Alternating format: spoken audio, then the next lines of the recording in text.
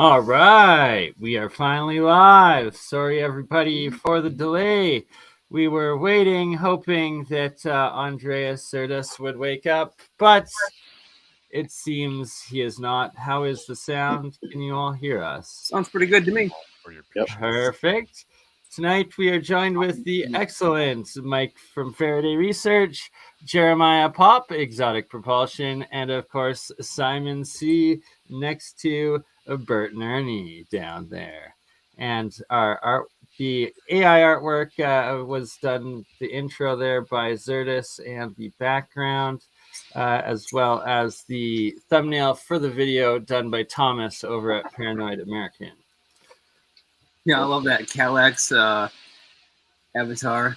That gets me every time.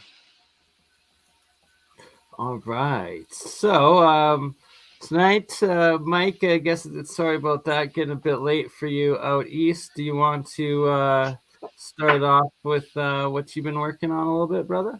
Yeah, just been working on the Adams motor.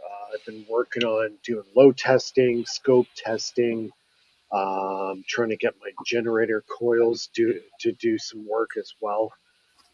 So it's a big learning curve, new machine, new components, new everything. So I'm just trying to get everything figured out. Let me just get my camera on here. Just do a quick little demo what I'm up to. Switch my camera around. Demo, Mr. Mike, Faraday Research, and I will post Mike's channel here in the live chat for everybody.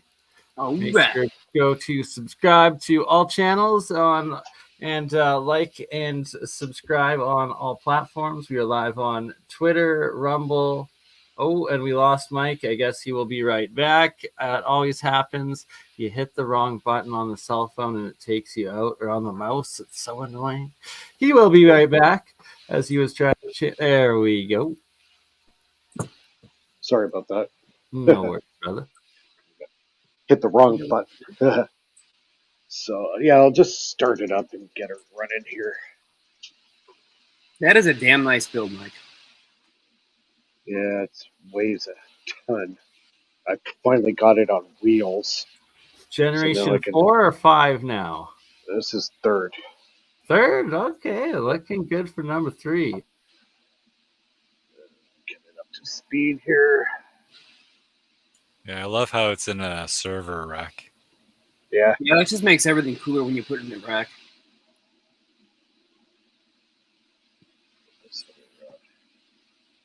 Bulb going.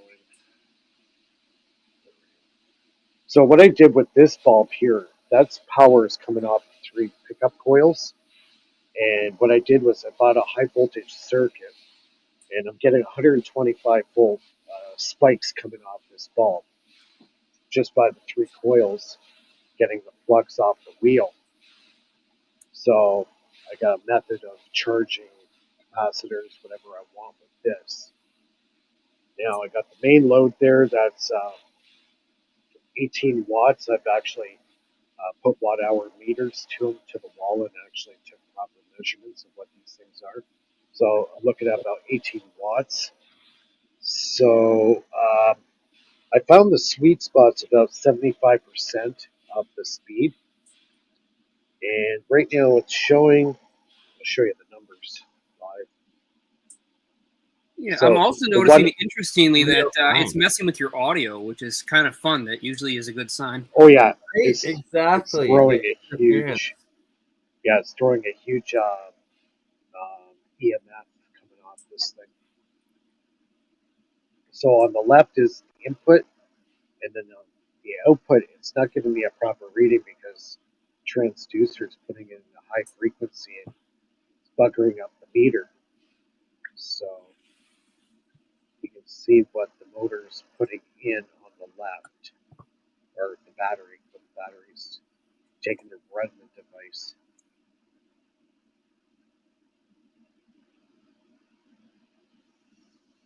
So this is real science happening live, doing the tests, showing the EMF field interference in these magnetic loads. I got a meter, and whenever I put the meter by it, it goes crazy. So it's throwing a lot of flux off the wheel. They're 1-inch diameter N52 neodymiums. It's spinning at about 1,500 RPM. That's fun. That's why. 1,500 RPM. That's pretty decent. I'm gonna have to send you out some of my monoatomic Ormus GANs material to put on there and see if that actually increases the EM field. Yeah, hold on. Actually, I have it handy here. You can kind of get an idea. Like, this thing goes hot the second I bring it anywhere close to it. Yeah, Mike's audio is cutting in and out because of the EM field that this machine is creating.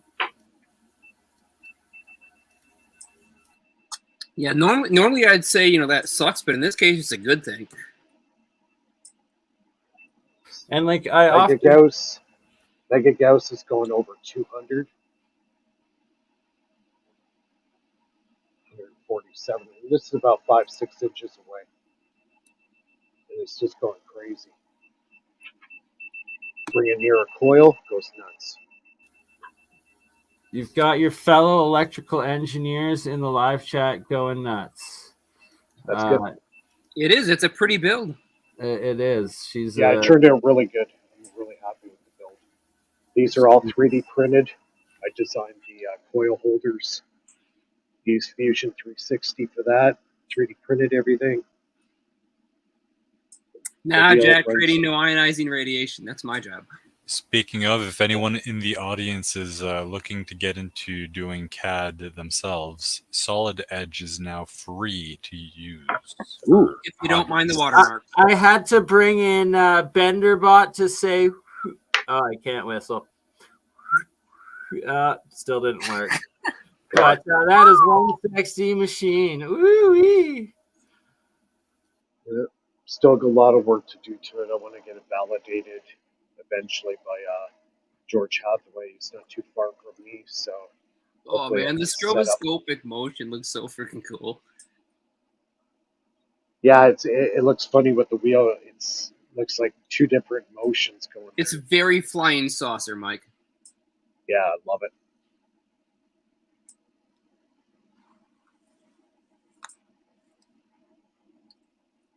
So actually, I got 2 spark gap switches on the inside here. So I got one spark gap switch there. Yeah, I went all out on the wiring on this thing. What's the size of that cap? That thing's That huge. Yeah, it's 80 volts at 4,000 microfarad. It's just so absurdly large. And there's that high voltage circuit I was telling you about right there. So it's pumping 125 volts spike voltage. Thanks for reminding me about that circuit. Thank you very much. Yeah, it was what, $22 on Amazon. Yeah, I've got a bunch of it. I was just wondering, like, what's my best way to generate the 60-volt charge I need for my time field generator? And that's and I have a bunch of them. I'm just glad you showed me that. At 24 volts, you can get 400 volt spikes. Yeah, I'm pulling mine out now. Thank you very much. So, David, that's actually a very good question. How much of these processes happen spontaneously in nature? So, all the time, everywhere. Yeah. Yes, we're doing nothing that nature doesn't do 1,000 times better. Right? Just finally figuring out, like, Victor Schauberger's Imitate Nature and Nikola Tesla's. Let me put it this way. In a few generations, people will look back on this like the water cycle, probably. Now, everybody, sorry to jump in. See, a lot of people go wrong with these pulse motors. Most people run them at 12 volts. I've seen people run them at 9 volts. Mine's running at 50 volts. Start playing with the higher voltages. You'll get way better gains. And the amount of current that is required to run the motor decreases. This motor is designed to run on voltage, not current. The higher the voltage, the higher the RPM you can run at, the less current means less resistive losses. So it makes it a lot easier to get all of your power back out of the circuit because you're not dealing with resistive losses and nothing ever gets hot. Well, I ran this motor for a whole week and it only lost 2 volts. And I'm sure everything was still completely cool. Yep. Doesn't heat up at all. If anything, it cools down a bit. Right, and that's the key. As soon as they start cooling down, it's pulling in energy from the environment, that endothermic electromagnetic implosive energy that like John Searle talked about a lot, and a lot of these magnetic motors, these EM field generators, they create a cool environment, a cooling environment, the exact opposite of our current wasteful, hot, resistant electrical motors, where it's wasting energy in heat, needing more fuel and electricity energy going in. These sort of technologies do the exact opposite, and that's where they get a lot of their over efficiency from. Yeah, for example, go ahead. Go ahead. Yeah, I was just going to say that one other cool feature with this motor is it kind of demonstrates defeating the lens effect because I'm using the make and break switch. I'm using actually a 4-pin automotive relay switch, and I have a way to actually advance the timing on it to make it trigger a lot faster. If I grab that wheel and slow it down, the motor does not draw any more current. Yeah, and for you science heads out there, I tested this on the oscilloscope and verified that it's true. I'm quite well versed in electronics and semiconductors, and I have gotten my hands on some of the fastest available, some of the best components. They cannot even begin to compete with something as analog and crude as a physical mechanical switch. In fact, my fastest time transient for rise time and fall time was about maybe 45 nanoseconds on the semiconductors when you account for the T rise, T fall, your turn on delay, and your cutoff delay.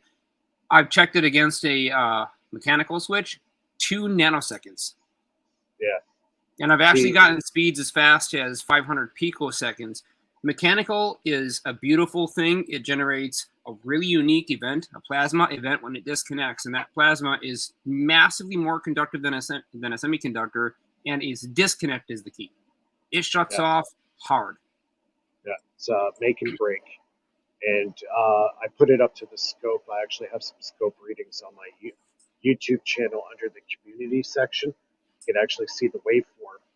And I was peak to peak, high voltage spikes were hitting 760. So about 3/4 of a kilowatt of high voltage spikes. Scott de Blois, the fourth musketeer, is Simon.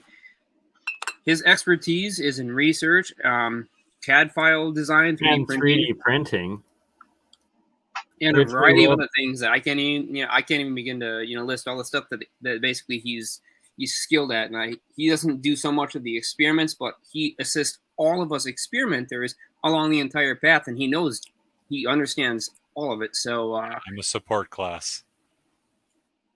One that we can't go without. Yeah. So that's pretty much it. So it's just, trying to perfect what I have, right? You have to also decide too, what do you want it to do? Drive things, or do you want to charge batteries with it that would run inverters? There's a couple ways you could go about it, right? So for me, it's to charge battery banks so I can run inverters, so I can run true loads. Yeah, and Mike, since we were talking pre-show about this too, you might want to bring this up. Is that glow tape?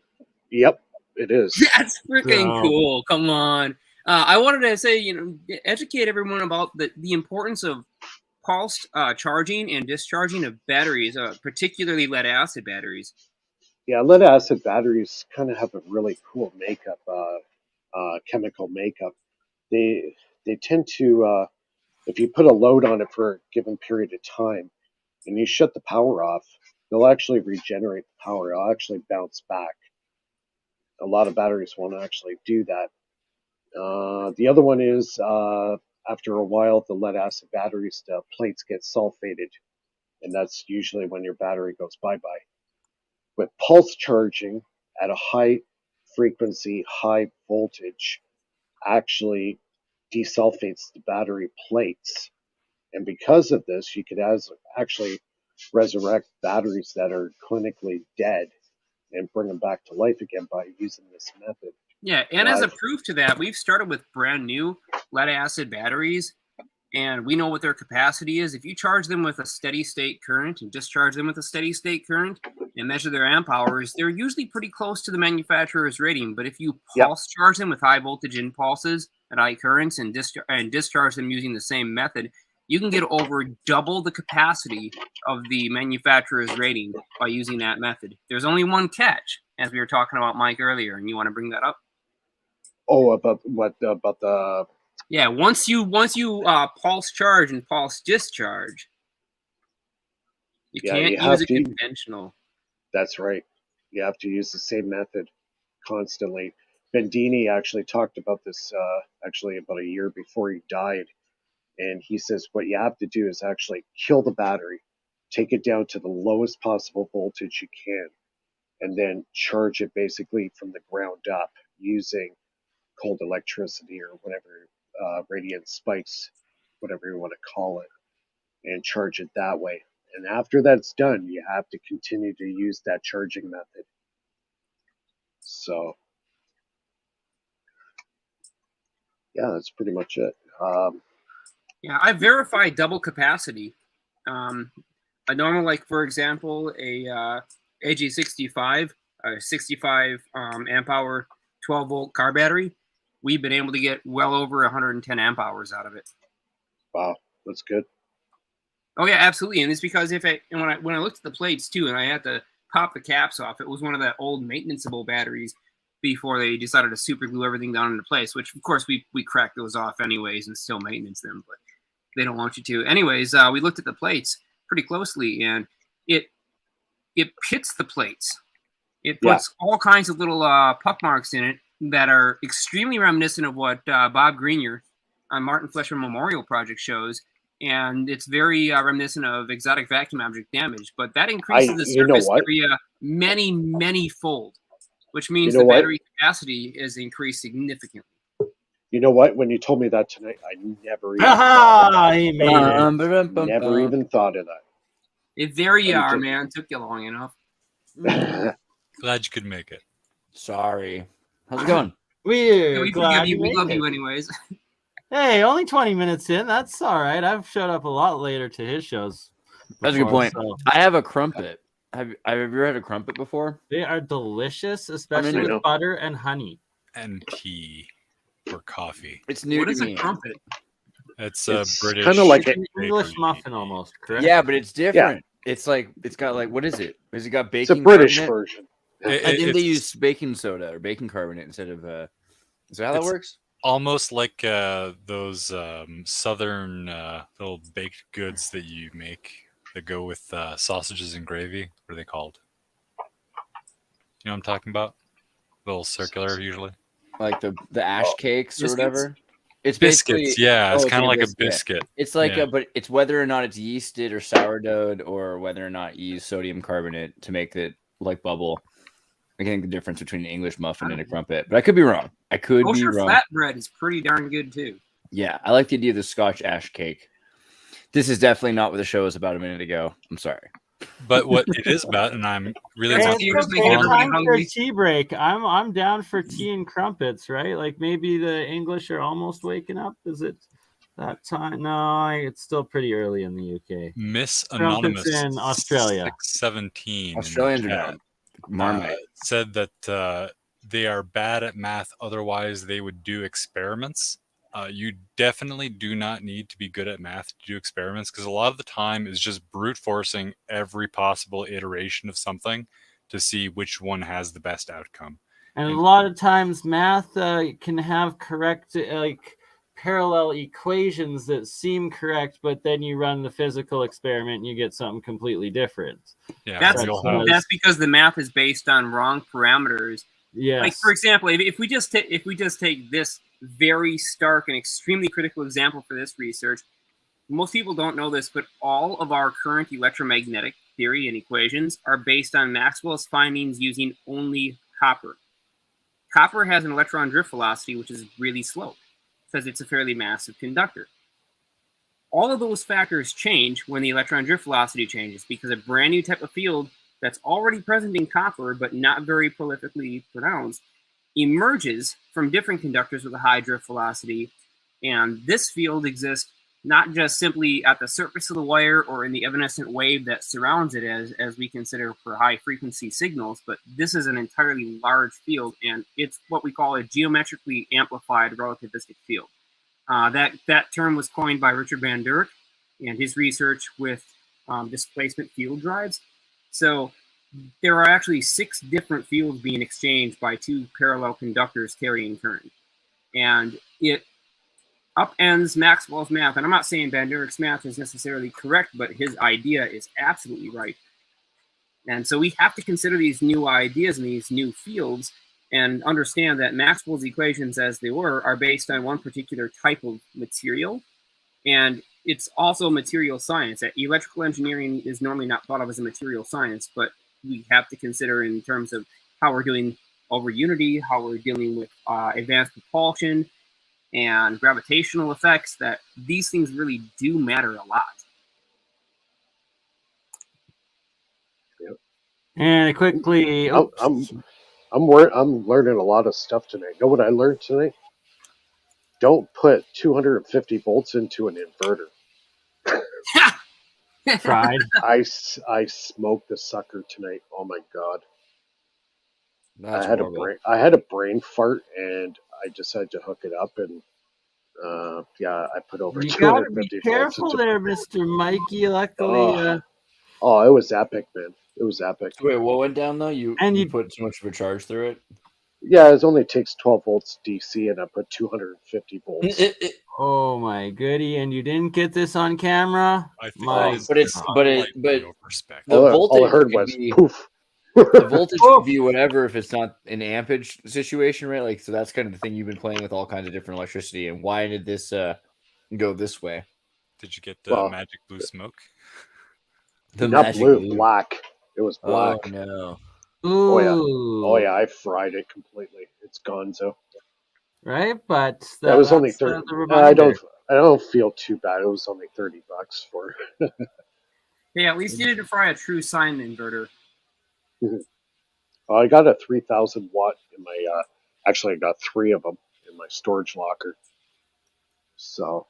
Yeah. Nice, right? Exactly. Yeah, but you never have to feel bad about a modified sine. The one I believe is a true sine waveform, if I'm not mistaken. It's brand new too. Hello, Annie. Aloha. What's up? So we've been doing some science stuff. Welcome, Balanced Blackwood.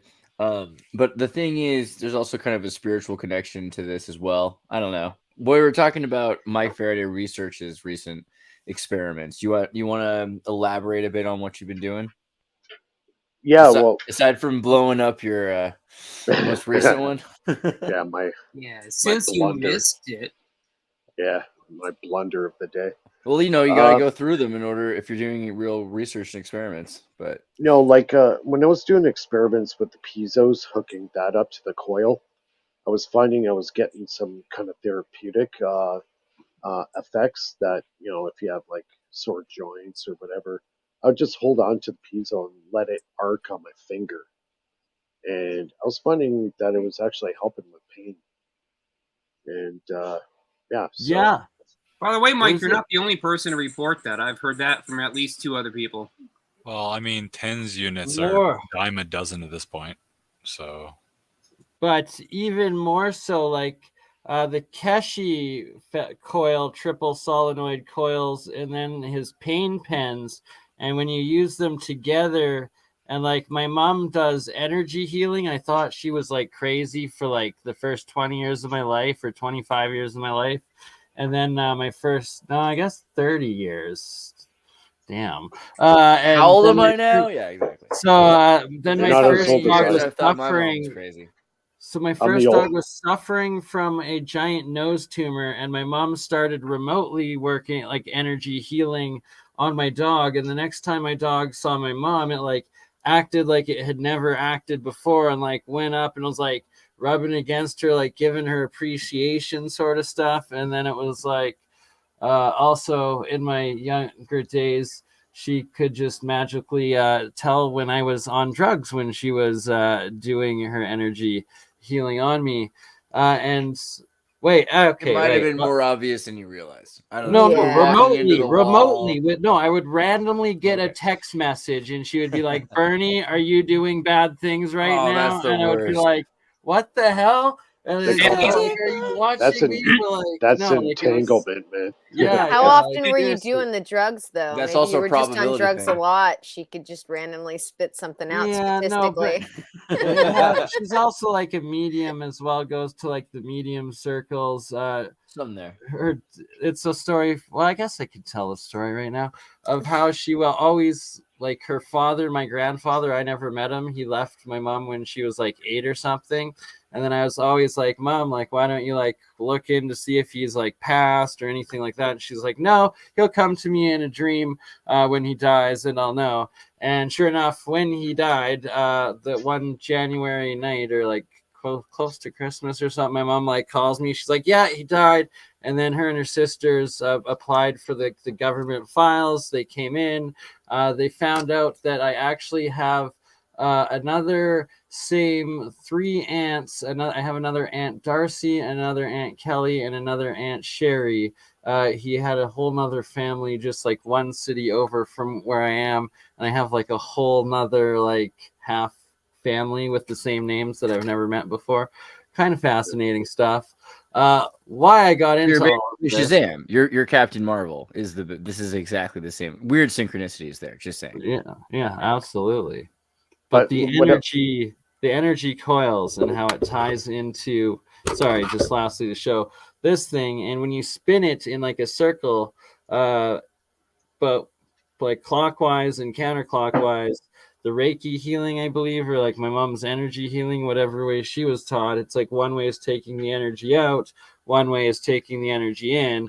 And I started like playing with this in the car the other day, and you can like literally feel energy in the palm of your hand. And then I tried it on Amber, and like it was, she couldn't hold her hand under it for like under 10 seconds. It was too strong. Yeah. I guess. See, to kind of So add to this whole thing with man and machine, you might want to look up Professor Haralick, and he's starting to make connections where man and machine, the energies are, conversing together. Also with water, you could actually put your influence into water itself, and the water will absorb this energy. So there is a connection between man and machine.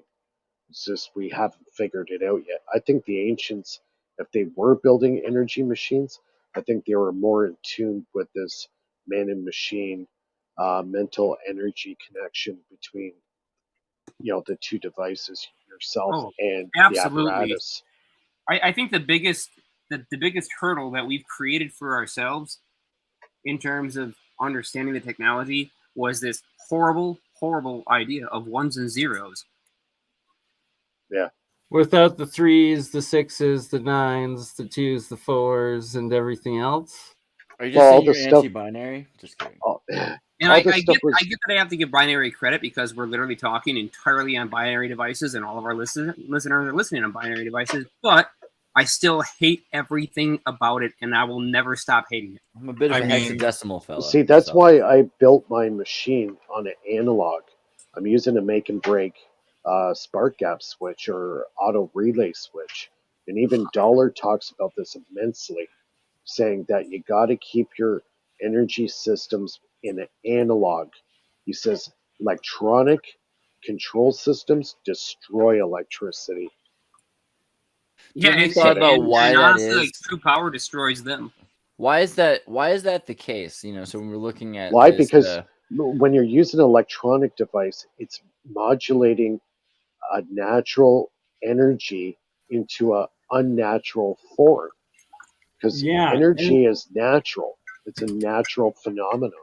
Yeah. So this actually comes back to a question someone in the chat asked earlier of what is resistance? And it's a giant waste pretty of relevant energy into question. heat, It's right? It's electrical energy turning into heat, basically.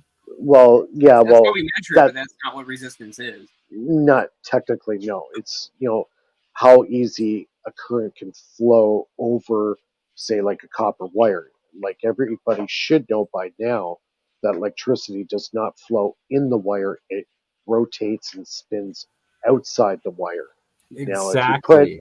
if you put any kind of electrical voltage over any inductor, there's a magnetic field created.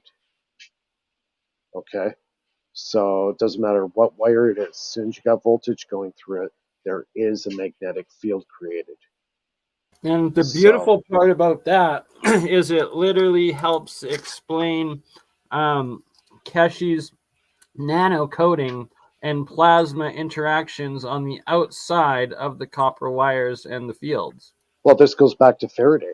This all starts with Faraday. He started realizing that second you had voltage going through a wire, there was a magnetic field created. And that's where it's all started, right with Faraday. So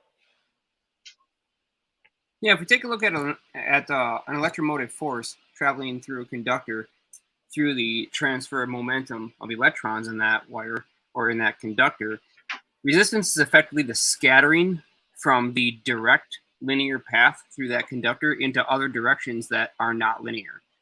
And that can equal heat, it can equal radiated energy, it can equal a lot of different things. But the problem is, if we want to get, say, the force of an electron entering one side of the wire directly out the other side, if there's not a straight path between those two things, where when I put one more particle into one side, if I don't get a particle immediately out the other side because it's got to take the zigzag path, it's more likely to have impacts with other molecules, other atoms, and through their valence shell, move in a direction that's not actually serving the purpose of generating our magnetic or our electric fields.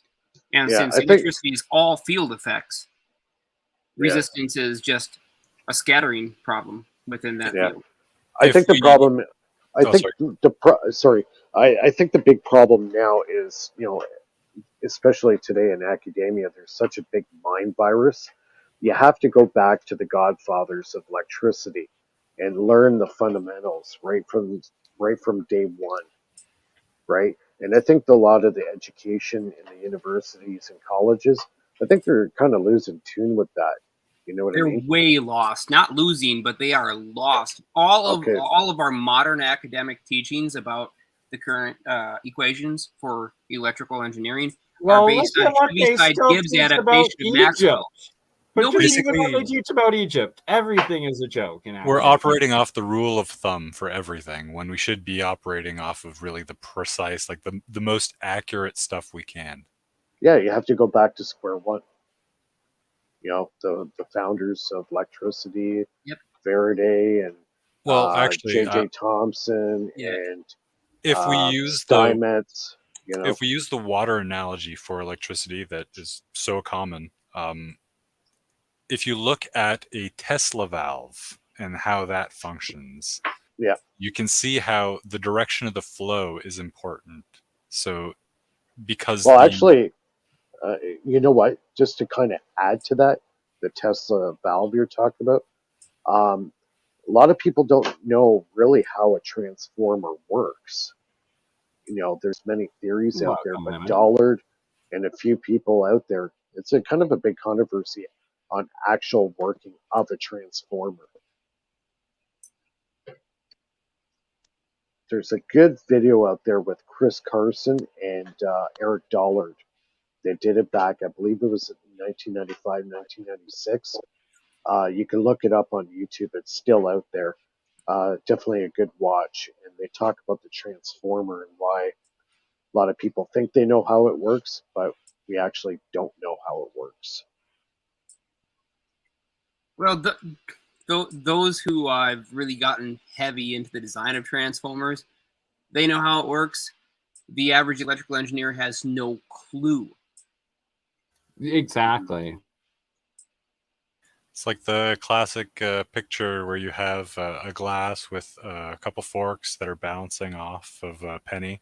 Then you have another one where it's a glass with a couple forks duct tape to it, and then so that's engineering instead of science. And then you have a third one where it's glass with coins in it, and it's well, I guess everything now that AI is here. Yep.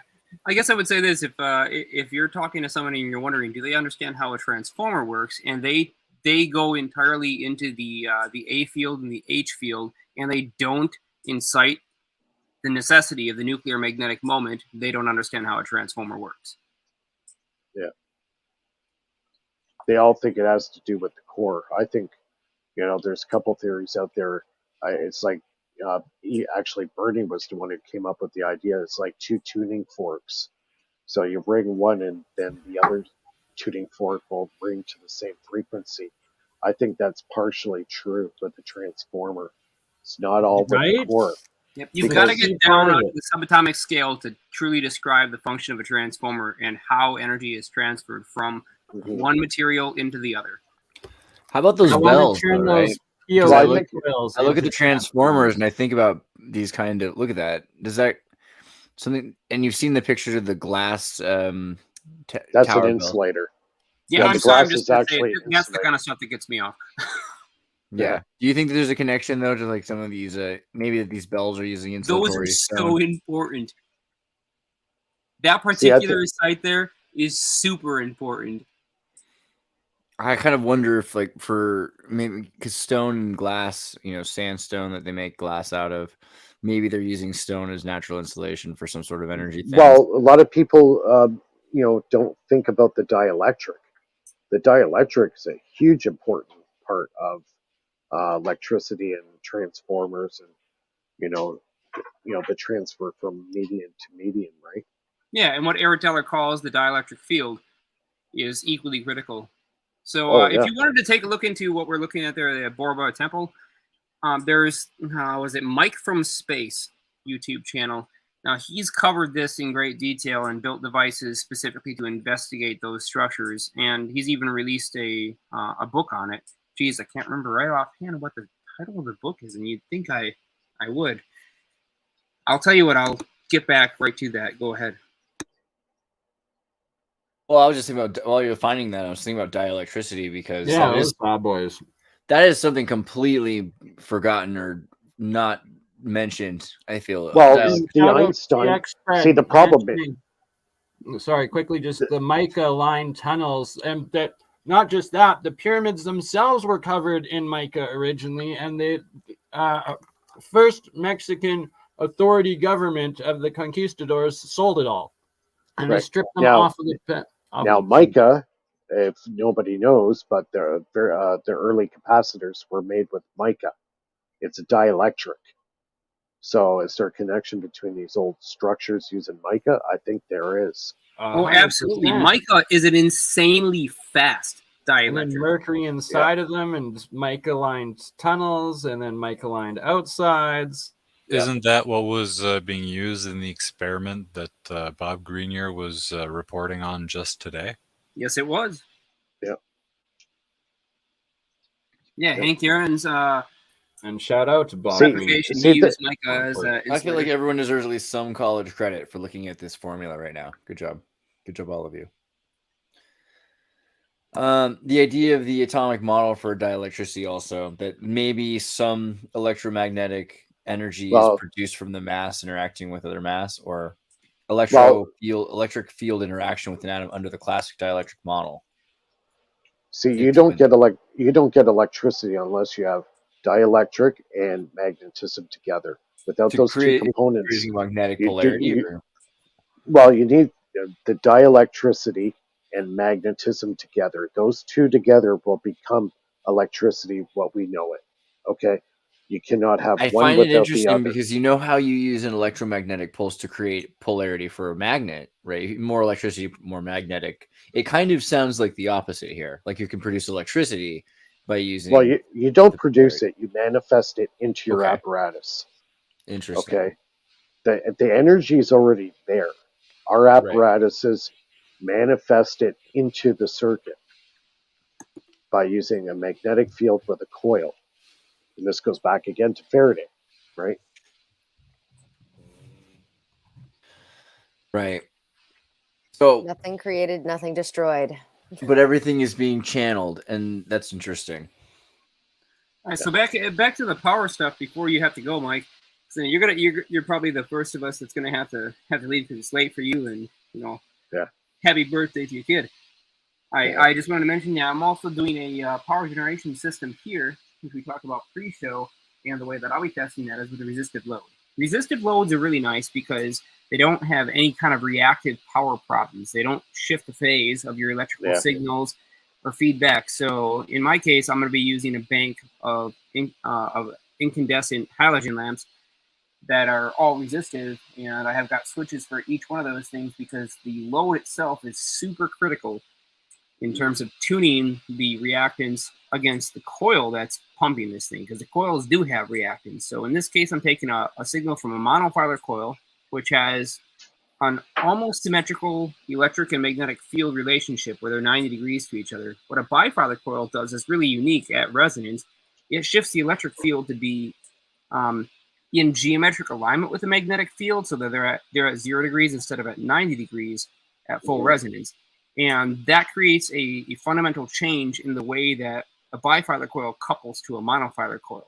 And it means that the output power that you draw from your bifilar isn't directly correlated to the input power from your monofilar pump coil, because only the magnetic field component is connected. The electric field component isn't. And so if you phase those just right, electrically phase them, you can collect your gains. Yeah. And I may get into that into a future show after I've verified it with this load bank. Yeah, that's cool. But that's real power right there, actually lighting or heating up a wire, converting it into entirely lossy energy is how we get real power. See, like my machine will actually heat up a 21-watt incandescent bulb. It does heat up, it does create that, but mine's more based on reactive power and impulse electricity, what Tesla was getting into. So yeah, and in this case, I'll be pumping impulse, but I intend to run 1800 watts with it. Yeah, and you can do it. Yeah, these glass insulators are really interesting to me, right? They are awesome. Well, I mean, I was just looking at the witch's ball. In the 17th century England, it was really common to make these glass balls to trap witches' spirits, and they somehow just really remind me a lot of the glass power, whatever that was called a second ago. The old Leyden jar, Leyden jar capacitor. I need to start making me some monoatomic Ormus Leyden jar, crystal Leyden jar experiments and hydrogen.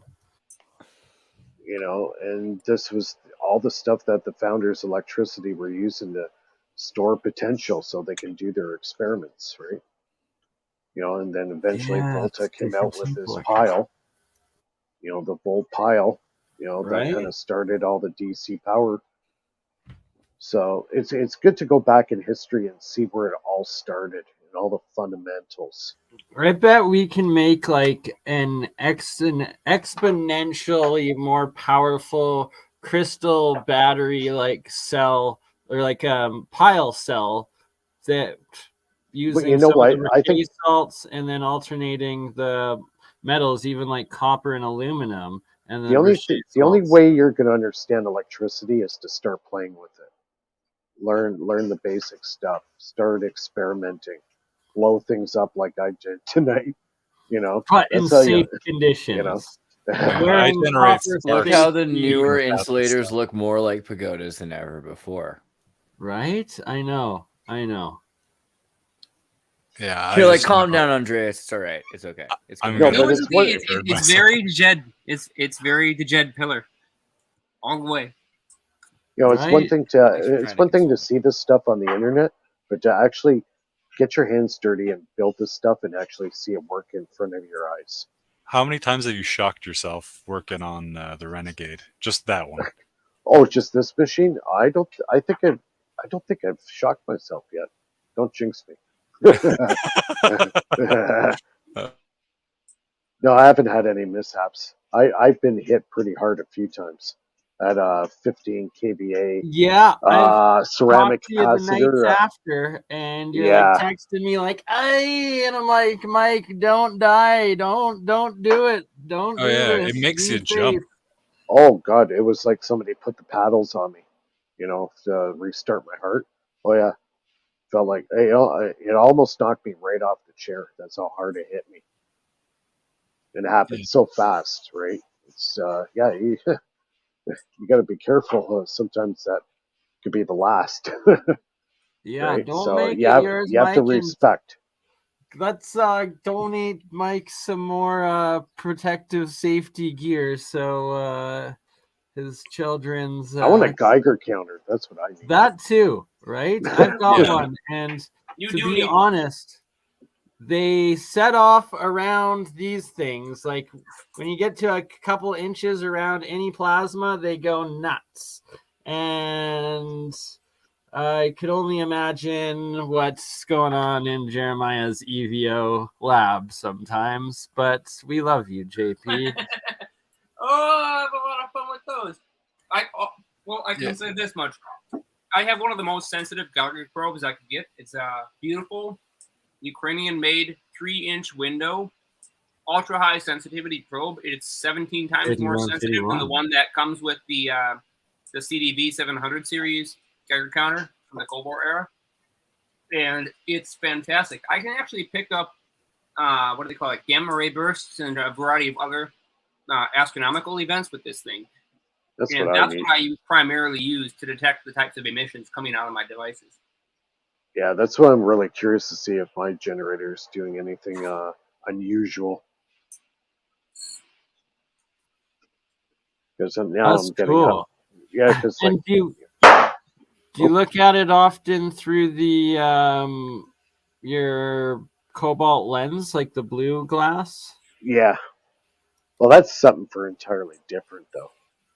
Right, yeah, for the orgon, or but also that's also like static electricity too, right? Orgon, yeah, I think it's I think he talked about that, Wilhelm Reich. I think it's like kind of attracts it in the vicinity. If there's a lot of static in the air, the orgon's attracted to it. But yeah, Wilhelm Reich is a whole different thing. You have to really research his stuff. So the orgon is what other people are calling charge clusters then? Well, he calls it the life force energy. Because like I feel like in 20 years, people are not going to be arguing whether any of this exists. They're just going to be arguing about what to call it. Well, he died in jail. The Which is FDA put him nice. behind bars. Oh, that's not And, surprising. he died, I believe it was like a week or two before he was going to get released. So, I really want to yeah. get Andy Rouse to talk about some of these subjects, because something that's been going around, it seems like that the DOE, even perhaps, because the CIA put out some Mockingbird style YouTube videos, and we know that, but that perhaps the Department of Energy has actually been putting out some free energy style videos through pretty small channels, like sub 30K you know what? channels. Well, Dullard was talking about some of the stuff that Steinmetz was working on. He had this rotary electrical converter, and when you had that hooked up into the system, because all the power lines, the entire system, kilometers long of power lines, there's so much internal capacitance in the system that it was able to sustain itself. So, they already had these free energy devices years ago, but, they won't openly admit that to anybody, on the outside, because they're, they want to make money, right? I was just And listening to a podcast with Emery Smith talking about the same exact thing, and how people consistently are coming up with these devices and consistently getting shut down because they want to make money, and it would blow, so many things up. yeah. It really doesn't make sense though, because it's like wishing to be a king in the Middle Ages. You're still going to be pooping in a pot. Yeah. If you're English. Yeah, I'll just say this much. Screw the Middle Ages. That stuff sucks. If you're English. I'd rather, if I was in Spain, I'm fine with it. Yeah, Because they what, you'd had be pooping in the streets instead? No, Spain had Moorish bathhouses. We were all civilized. We had bidets. bidets. No, actually, I totally agree with bidets. They are superior. Just Bruh. non-contested. Bruh. How did South that Park change even. over to? Well, we're talking about the Middle Ages, and as a Spaniard, I get a little offended, because no one remembers Spain in the Middle Ages. We had electricity. That's the thing. If you look at Cordoba, electricity was a big thing. We didn't forget what Spain did. Nobody, and you'd expect the Spanish Wasn't a good Inquisition thing. to be pretty terrible. This is a weird segue. We went from energy to bidets. They're all connected. They are hydroelectricity. Let's get there, because all right, where's the Cordoba, Spain wheel? I forget what it's called, the water wheel. They had these giant water wheels, and when you read stories from the 11th century, they say, "Wow, when I came to Cordoba, they had these spinning water wheels. Everything was clean. There were plants growing in the streets in these special parts that were designed for them, and there was lights powered by the water wheel." So they talk about right. It was hydropower back then. They had them everywhere. Arabic scientists were working on electricity, and the golden age of Arabic alchemy. Yeah, so I'm into it. I just thought that another good one to look up too. If people like turn of the century energy stuff, you might want to look up Nathan Stubblefield and what he was doing. He was doing, radio transmission during the early 1900s. So right, and there's stories of the Egyptian lights that were never ending. Sorry to cut you off, Mike. Yeah, it's okay. Definitely a good read. He was making earth batteries. He was transmitting electricity through the ground. Just like Tesla, but before Tesla. He was doing before Tesla. Damn. Where do you think Tesla was getting some of his ideas from? And apparently Tesla was at his farm, as well as Steinmetz and a few other guys were there checking out what he had. Right, we're all going to have our ranch here, and I'll meet up with our crazy experiments within, guys. That's happening this year, Burn. I gotta head out, guys. It's for sure, Mike. Bless you, brother. Thank you. And once again, I will post Faraday research for everybody in the live chat to go check out and subscribe for all of Mike's work. Please donate to it too, because that's stuff that he's working exactly with. It's expensive. Mike's a family man with kids to feed, and this is all his hobby work. That the donations help all of our experiments. It's true, but it's funny to call it a hobby because my God, this is serious work. Good job, Mike. This is amazing stuff. Yeah, 5 years work. Please don't blow yourself up. I won't. And exactly. Well, no, or shock yourself. Don't give yourself a deadly shock. To shock the audience, not yourself. Exactly. And on that interlude, actually, I should show this one little video of another upcoming guest. Bless you, Mike. And I put your channel in the chat for everyone to subscribe again. Take care, everybody. Have a good night, Mike. Have a good night, man. Mike, see you soon. Take care. This is Vinny St. Vincent. Roy, shout out Roy, our fellow YouTuber, as he always opens his videos, and his conical shaped Tesla coils that he's experimenting, playing around with in this video experiment. And we will have Roy on. I'm in contact with him to get him on a future next episode of Year of the Coils. Yeah, Roy's a good guy. Great to have a conversation with over the phone. He's got a long ways to go yet, but he's doing damn good work. But don't we all? As far as replications on, well, particularly Edley Scallon stuff, I like further than touching that stuff. He's doing an amazing job. Exactly right, like just next level, and the fact that he's connecting it with stuff like Tesla's works, like Steinmetz's, like Faraday's, and then with Edley Scallon's and rebuilding the magnetic flywheel, and then connecting it in with these different bifilar coils and Tesla coils, conicals, and all sorts of stuff. I'm definitely jealous of his garage lab, but I got my alchemy. Yeah, there's not many people really touching that kind of stuff, and he's gotten some pretty good results as far as the lead scallon research that I haven't seen replicated by many other places, many other channels. Absolutely. And he's also into, it seems, everybody that gets into this understanding of over unity and anti-gravity and all of it, and the megaverse that the universe truly is, also understand that the megaliths and the ancient sites were a lot more advanced than the BS indoctrination that they try to put on us in our schools today. And Roy himself was just over at, I did a tour of a lot of the megaliths in the UK there, and did a live stream from Stonehenge itself. It was pretty funny watching him get chased around by the security guards and wouldn't end the stream. Love the guy. Love his spirit. Love what he does.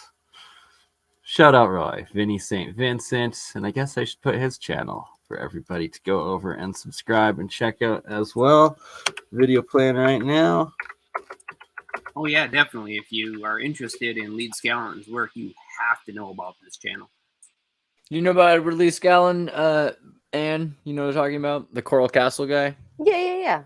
Cool. Yeah. It's a bummer we never made it to Coral Castle when we were in Florida. Yeah, right? Coral Castle's pretty amazing. Dr. We're Longo. gonna have to do it. Right? We got to do a music festival there one day Coral Castle. Coral Castle and the meetup, right? Because there's Longo there, there's Juan down there, there's Thomas with Paranoid American, and then there's who else is from Florida? There's several podcasters from down there. Yeah, pretty wild stuff, man. I don't know. I also like these. Florida. I like the idea that it's all about the Sweet 16 Virgin magnet motor system, and that so if you read his book and you can kind of decrypt it. Sorry, I didn't mean to do that. Okay. Hit the wrong button. This guy here? Oh yeah. I was just looking at some of the pictures of Coral Castle because it is pretty interesting, and we don't always look at some of these really nice pictures of it. They're like these kind of up-to-date pictures, but it's pretty crazy. Yeah, I did an episode with Campbell on it where I showed a bunch of Charlie C, Nice. where he went there and shared a bunch of his original photos of the site from just a couple years ago. It was really epic, but we played one small clip. Campbell played a clip, I think that was like History Channel or something, that got the whole fucking video taken down, and It turned out I only showed half of the photos of Charlie's anyways. I missed some of the most epic, so we should do a new episode on Coral Castle going forward. You know how they shot, what was it, The Avengers or one of those, Captain America? They shot one of those movies at like the CERN linear accelerator, and they shot another one at like this NASA place that no one can go. I feel like that's what you got to do. Nobody cares about CERN really, but you just want to put it in front of everybody. We should just shoot movies and TV shows at Coral Castle. It could just literally be Smallville. It would be epic. Doesn't really matter. It doesn't even matter what it's about. Just shoot it there so that everyone has Year to see one, it will just be us camping out, doing Science of Sound episode there, having Ominous perform, and Jeremiah, I'm sure, will definitely lay down. Why have not more bands shot their like concerts, like Pink Floyd and Pompeii? Why are there not more? I just like these places are just not being shown to people. It's weird. Sorry, shout out Philip on Facebook, brother. I emailed you the link to join in tonight if you are available and want to hop on here for the second half to cover some of the electroculture and some of your coil stuff. If it's too late at night for you, I understand, and we will aim for next week. Sorry for the short notice, but yeah, I sent you a link. If you didn't get it, let me know, because I thought I sent it before the show started. I think these kinds of things don't get shown to people because that would get people thinking, and we don't want to do that. Is it but that's the thing. Is it that it's so obvious? It's so terrifyingly. It could be that easy. They just don't want people to think about Coral Castle because it seems like if you owned Florida, you'd want the money you could make off the tourism of Coral Castle. But instead, it's just kind of you can kind of see it if you want to see it, but it's so not really taken to the level it should be. So is it the kind of thing that even the people who live right next to it don't even bother to go see it, or? That's what it sounds like. A lot of people I know That's a from Florida shame. have never gone to it. Yeah, really under popular as far as a tourist attraction. I feel like they do this on purpose. So like when I went to Argentina, you know, like the nuclear reactor, you can't get there unless you swim there. You can't take a boat. There's a guy who will rent a boat to you unless you tell him you're going there. You know what I mean? So there's these places that just feel the most interesting places that you'd want to go to, that at least if you were there, you'd read the plaque and be like, dang, that's an interesting story. Those are the places they don't want you to see. And that feels pretty suspicious. That is a conspicuous circumstance. Well, and it's almost like it's got an energy that keeps you from it. Like we were in Florida, we wanted to go, and yet we wound up going to the Disney World, water did park Disney instead. World suck you in? To be fair, I get the feeling that whatever they stole from Edward Lee Scanlon's at Disney World now. So whatever, because technology being applied. And in those Disney black confirmed. suits, let's be real. Like they took the motor apart. You know, that's the whole story, right? The motor, The flywheel. They took this apart. But if you go to Disney World, I mean, the idea of Disney World's really weird, really interesting place. And did you know there's no mosquitoes at Disney World? Yeah, they put stuff in the water, right? It's beyond that.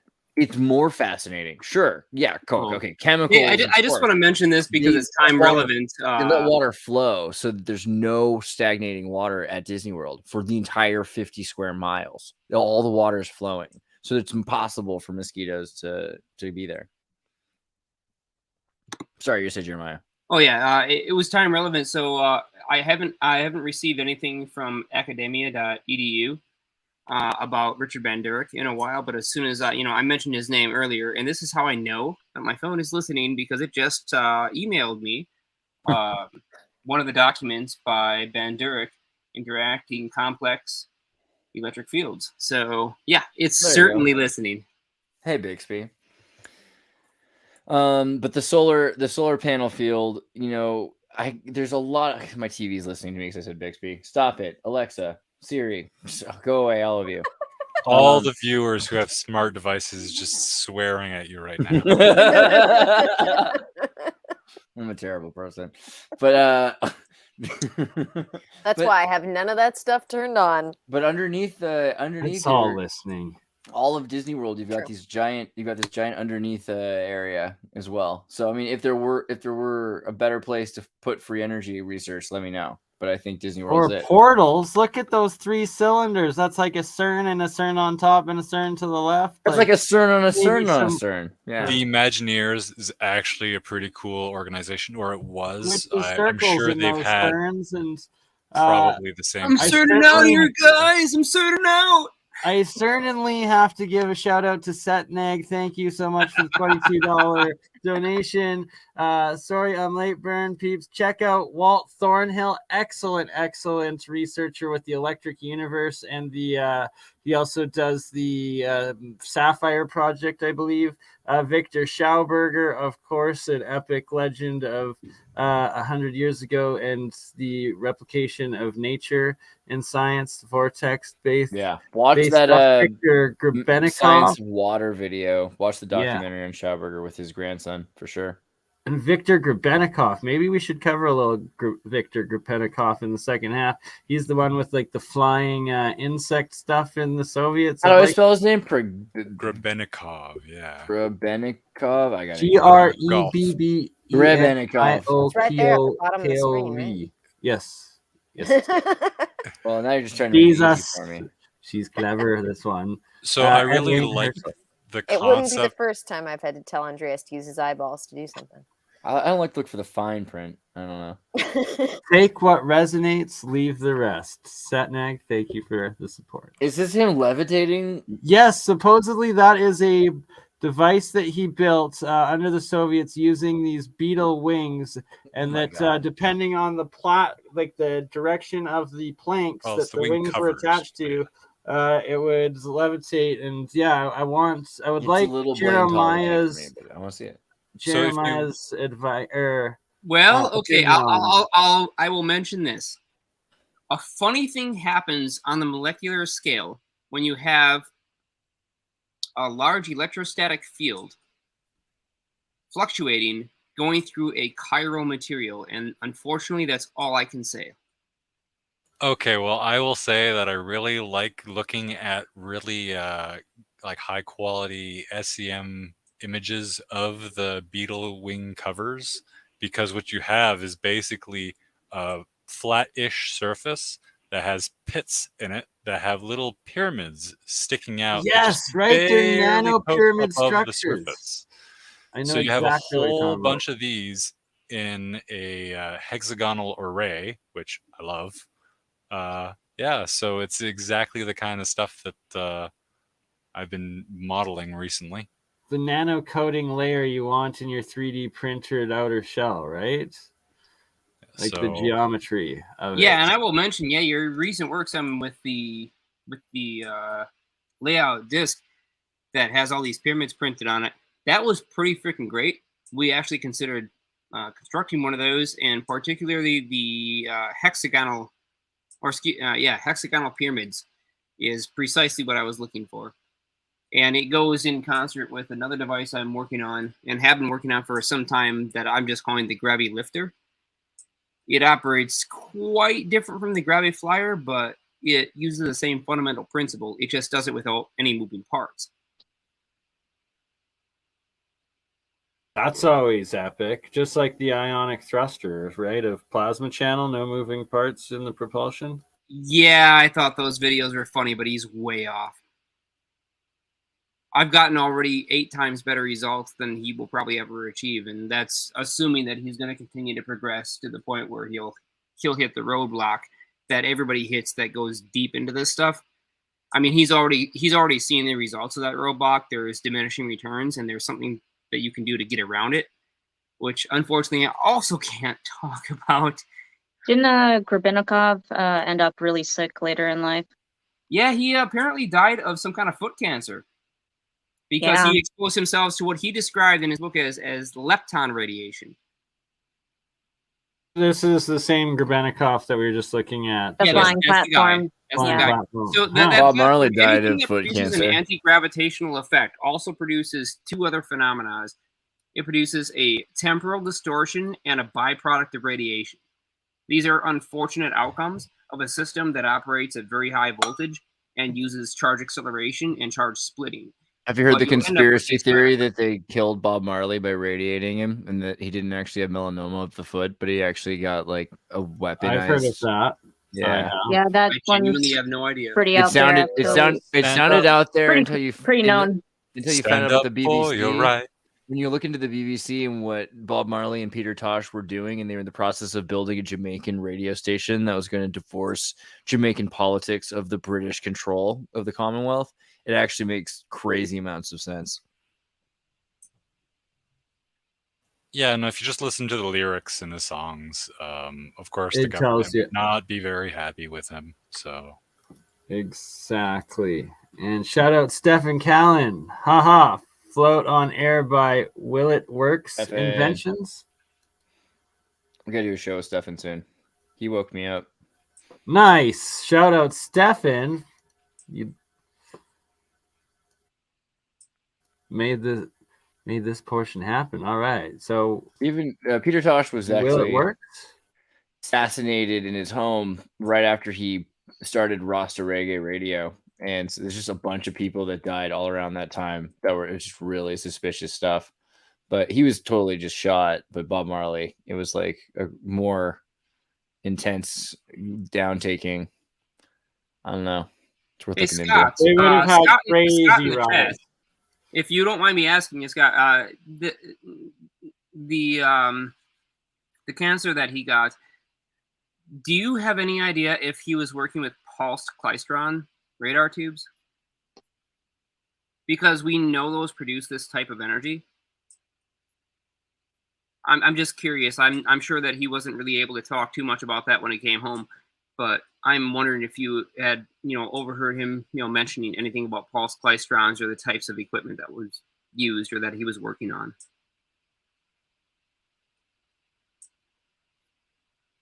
Right, and like that's the thing, is so much of these different plasmas and cold fusion and even the electrolysis and the arcing, the electrical, all of it, the EM fields, that it can cause these radiations and these harmful energies and poisonings, and that it explains why there's so many researchers, alchemists, and different scientists of the past that were all claimed to be fraudsters, but died of these same health effects due to the severity and reality of the radiation and poisonous materials they're working with. Yeah, a klystron and an X-ray tube, as far as their physical construction, they look different from the side diagram if you've never seen these tubes before, but if you understand how tubes work, you'll recognize that they're both operating by the same principle, and they both produce the same type of radiation.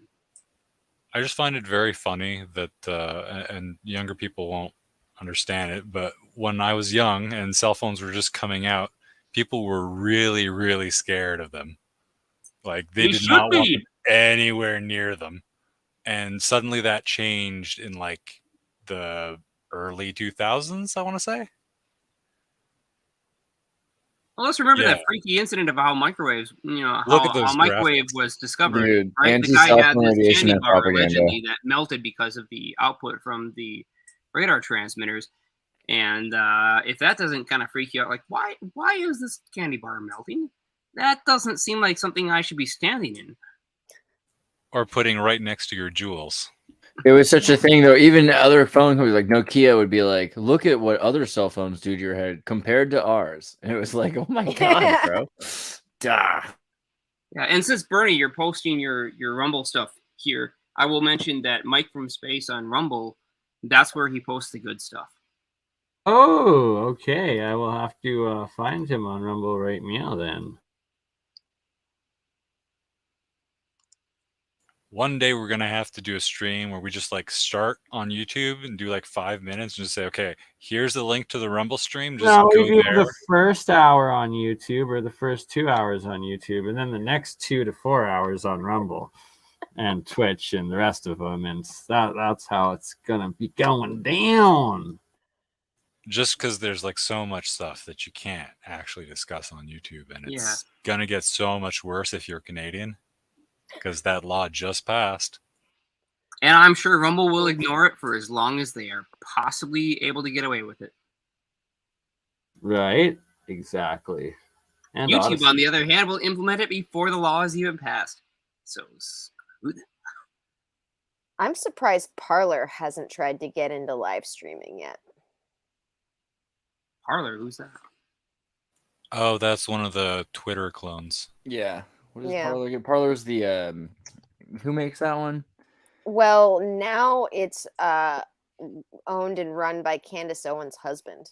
Oh. Okay. But prior to that, I don't know actually who created it, but it was the platform that got shut down that everybody was up in arms about. Yeah. Because it got taken off of the app stores and off of the Amazon. Well, they didn't have Amazon servers because of the January 6th. They didn't have the software wasn't very good, so it was really easy to hack, and so everyone's information got out. And so that to me is a bigger faux pas. That's not to me that matters more. And Truth Social Network is Trump's one. Yeah, Truth Social. I only know that Tucker Carlson and Ben Stein's on it, and if Ben Stein's on it, I'm at least interested because I would like to be around Ben Stein's money. I got to create a Truth Social. Are they not on I've both? never used it, but I just hate the concept of the each post being called the truth. That just rubs me the wrong. Yeah, that feels very Leninist. But Minds.com, I keep pushing it because it's the only correctly built social network. Free software, built properly. It's not really political. There are a lot of activists. Minds.com, minds think alike. Great minds. Minds.com. And you can go. The thing about it that really blows my mind, because I told them, because I'm friends with the creator of the company, to look at Matrix Protocol, which is the way that they decided to build their chat system. I was like, oh, wow, you guys listened to me. So that's another reason that I care. But it's not just that they listened to me, it's that it was a good thing to do, because with Matrix Protocol, instead of having them give you an account where you ask them, hey, can I have a Facebook account?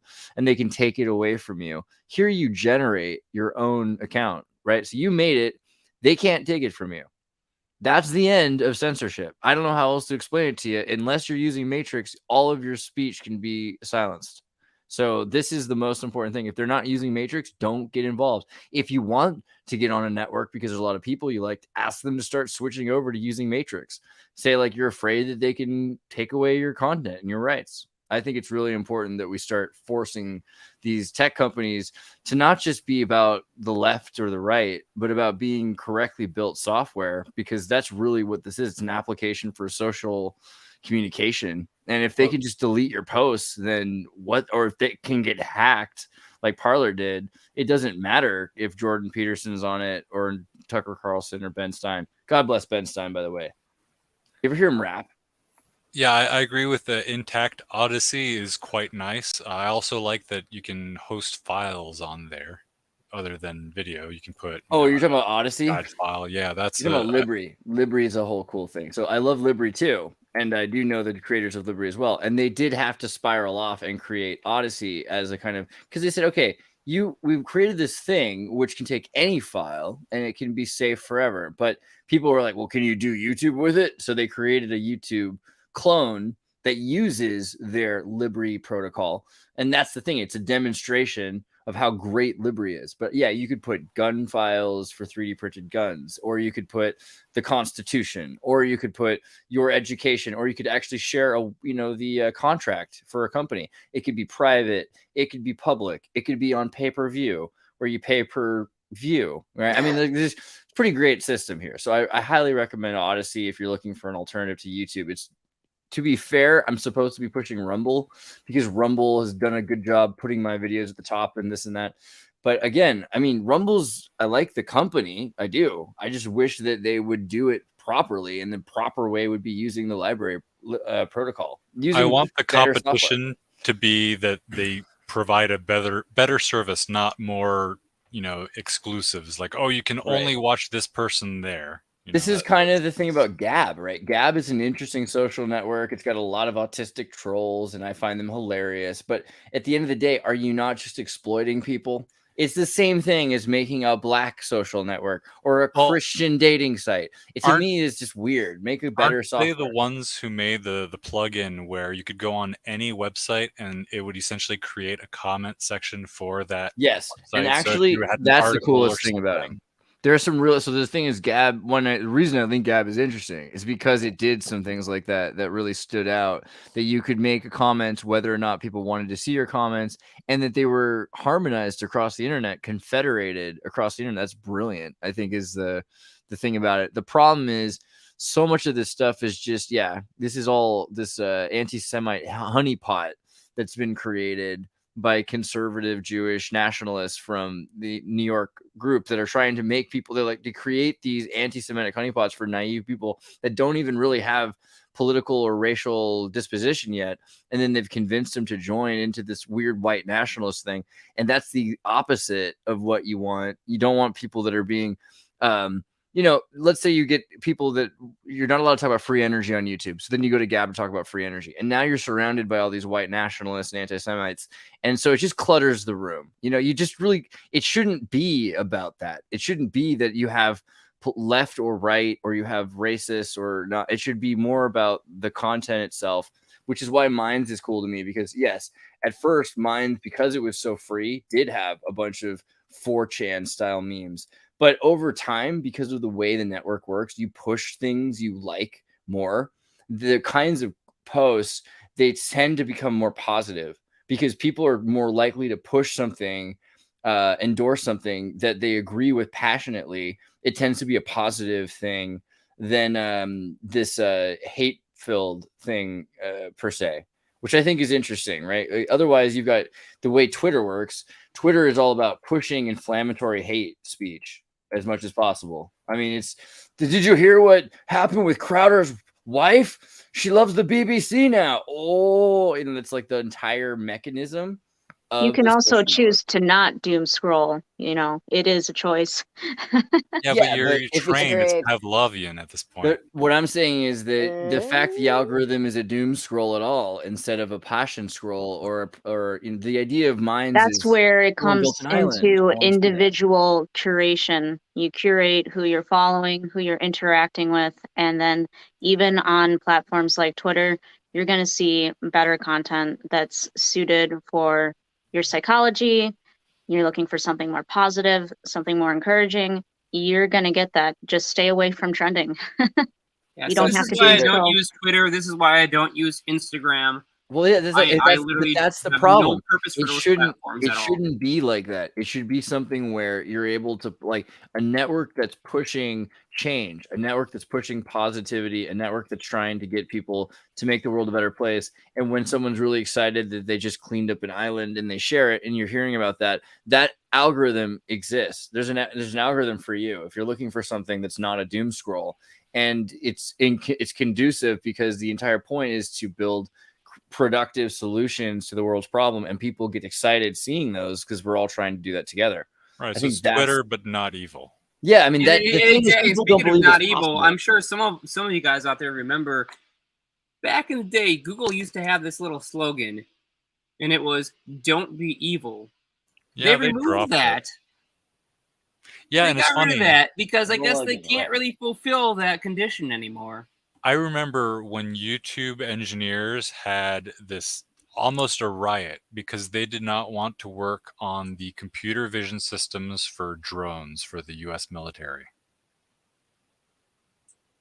I remember them taking a principled stand on that and like actually applauding for it. And I don't see that kind of goodness in that company anymore. They've all turned to straight slant, like just CIA or DOE, dude. Honestly, I'm more afraid of them than ever. Well, you know what MK Ultra was called before that, right? Canada? Sorry, just kidding. Well, it was Artichoke, but before that, it was Project Bluebird. Ah, yes. Mm-hmm. Right, and we are live on Twitter, and now it's a private company, and now Elon. Hi there, Elon. Well, Project Artichoke is fun if you're from Santa Cruz. Even worse. They take a lot of kids in Santa Cruz and Watsonville and Salinas area for Project Artichoke. This is something I love. If you search for Bluebird, it will always redirect you to Artichoke. It does not have an article specifically for Bluebird on Wiki. Well, that's not nice.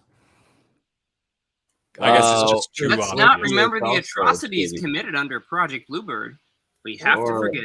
Isn't that where they took the Canadian lady? They drugged her and she couldn't remember who she was. And they did that to a lot of people in Montreal. Not just that really? One. Oh, yes. And they were doing psychic driving for months at a time where they were keeping people asleep the whole time, playing games over and over. Wow, that's literal torture. Yes, the lady was like, "I don't remember who I am or my family. I don't remember. Like, I met my kids. I was told they were my kids, but I didn't know they were my kids. Like, she had to learn how to speak English again.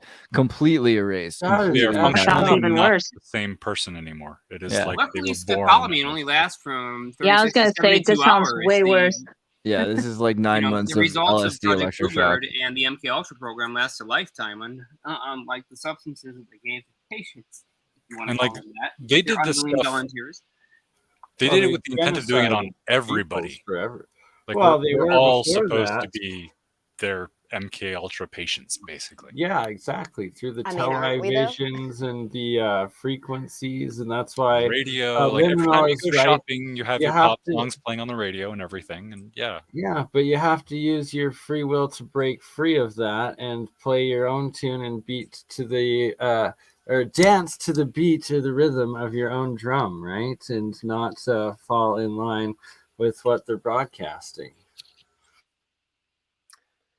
Yeah, I just made a post the other day. Are you using technology or is it using you? Yes. Well, it's the same argument that we have with plants. Are we enslaved to make these plants reproduce forever and bring them to space? Oh my God, the plants are in control all along. Da da da. Back in a couple of minutes. I've got to filter this crystalline solution. All right, are we going to see a new... Oh, are you going to demonstrate a speaker that is a crystal again? And are we going to work on also... Oh, no, we're moving quite far past that. That was just to demonstrate the piezoelectric properties of the... We're working with something completely different now. All right. Are we getting a live demo? I guess should be the question. I love that film. Right now we're doing a purification process, so probably not right this second, not today. No worries. That's why I have hard drives of OO parts for us to look at and get some real science opinions. What is this? And if that is gold, that looks like silver Eastern lace, Orthodox. Oh, I know what the religion is, but I'm saying, like, are those circuits, like that's gold and silver thread, these gold staffs, is that technology still being used today? What do you guys think? Like these gold crosses, all the chains connecting in, are those like circuits?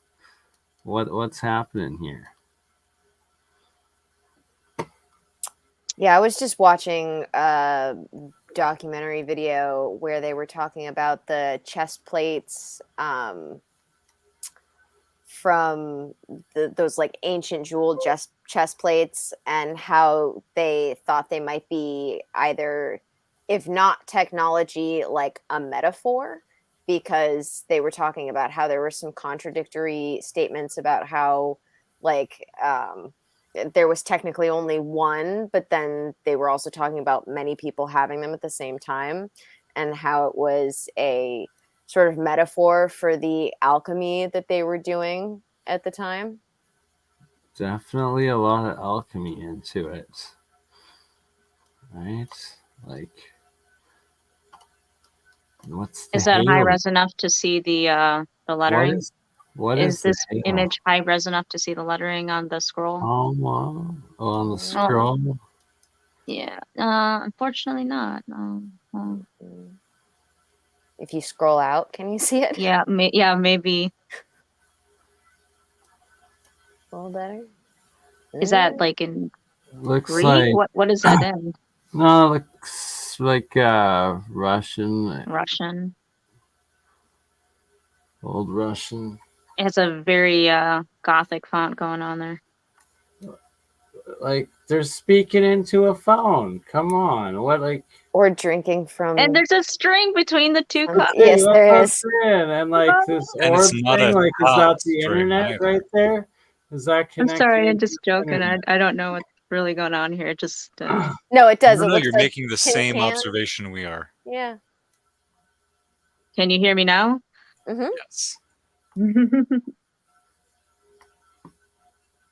What do you guys think about that Egyptian hieroglyph that people think is a light bulb? Oh yeah, the think it's a radio. Well, the dendrolite bulb, a few people have remade it and like plugged it into a Baghdad battery. They get a purple plasma out of the gold snake filament in it. Oh, really? I'd like to see that recreation. Is this real or is this AI? Oh yeah, that looks kind of that looks pretty real.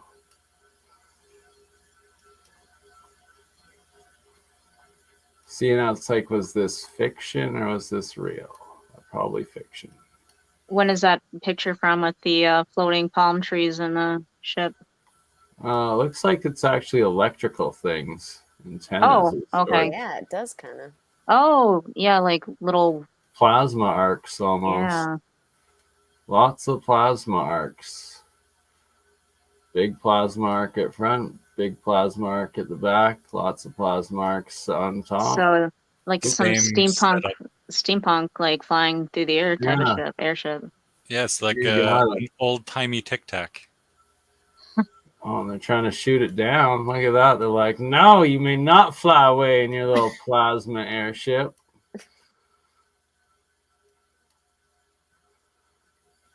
Like, look at the size of that ship is in the foreground compared to that.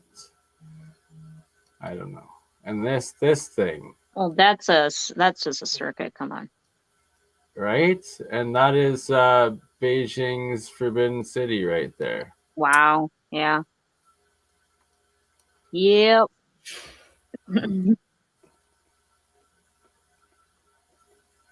Come on. Right? Like that Come is on. a macro board circuit. Like You look at can't even the you stairs you can't make it up in macro circuit. Macro and the water and stuff separate. earth chip, like holy crap.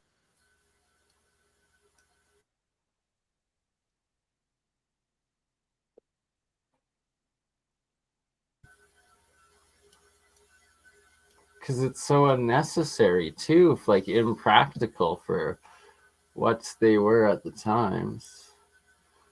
And you get or what we're told they were at the time. Yeah, exactly.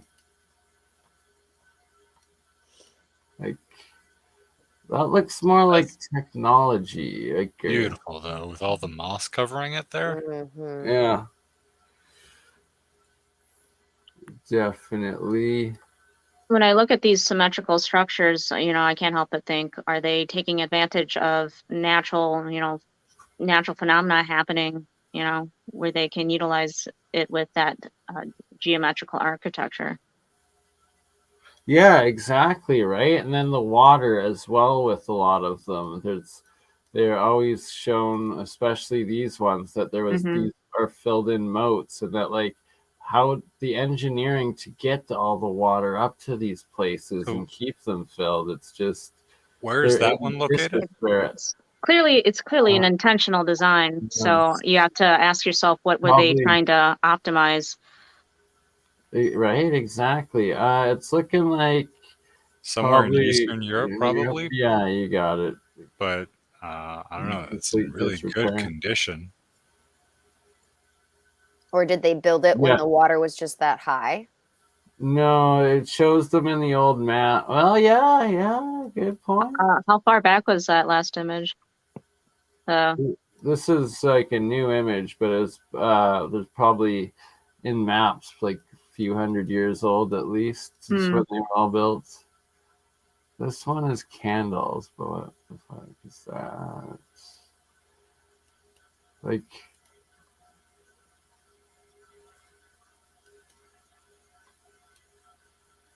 that just looks like a cell phone at that point. Right? And made of gold, like. It reminds me of those breastplates. I wish I could remember what the name of that. The Jewish, was it the Kabbalists? Should be the.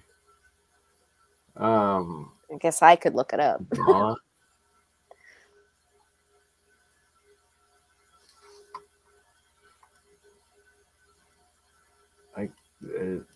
It's a tablet with the screen broken out long ago.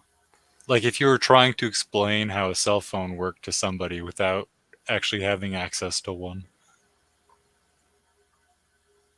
That just looks dark. It's cultish.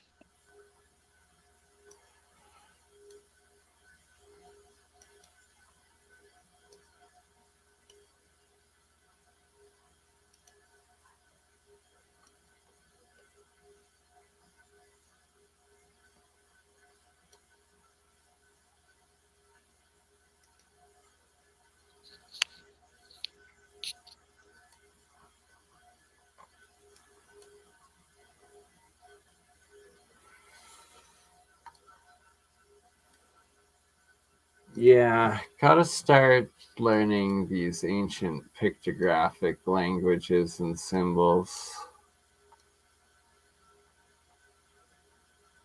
Or at least getting the AI to absorb it and try to make sense of it. Training an AI on nothing but runes and... that might be a good way to get it to go the direction we want. Right? That's what I'm saying. Give it these alternate like sets of data points for it to try to make sense of.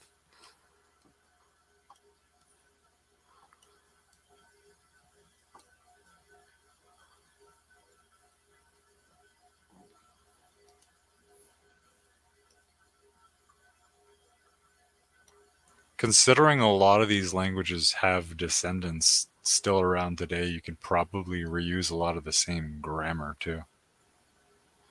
Yeah, right. They certainly go on and exist as brands or logos or symbols. Like the Bluetooth symbol is a composite of runes. Mm-hmm. Yeah.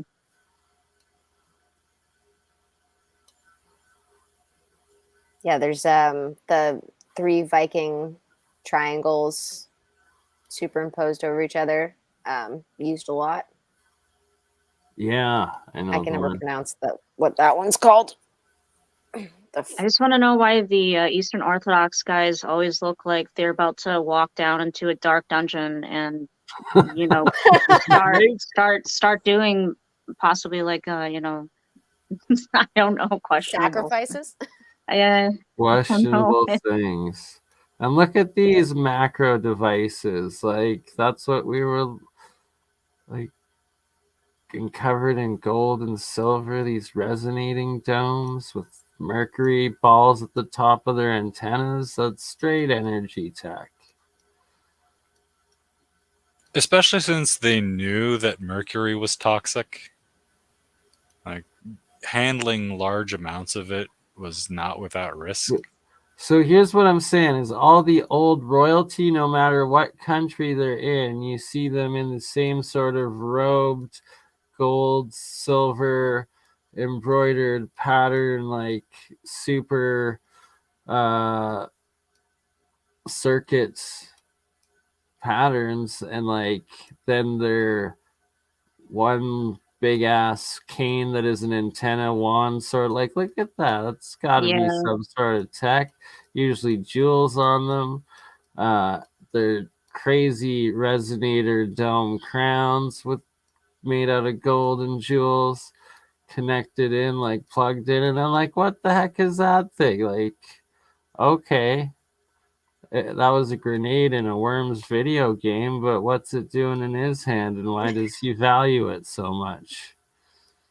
Is that red mercury? Is that what they called Christ's blood? Like, was that how they talked with God, by opening up some crazy technology? Or are humans just very egotistical and think that opulence is... Could be both. The best, yeah. The things you own end up owning you. Yeah. Very true.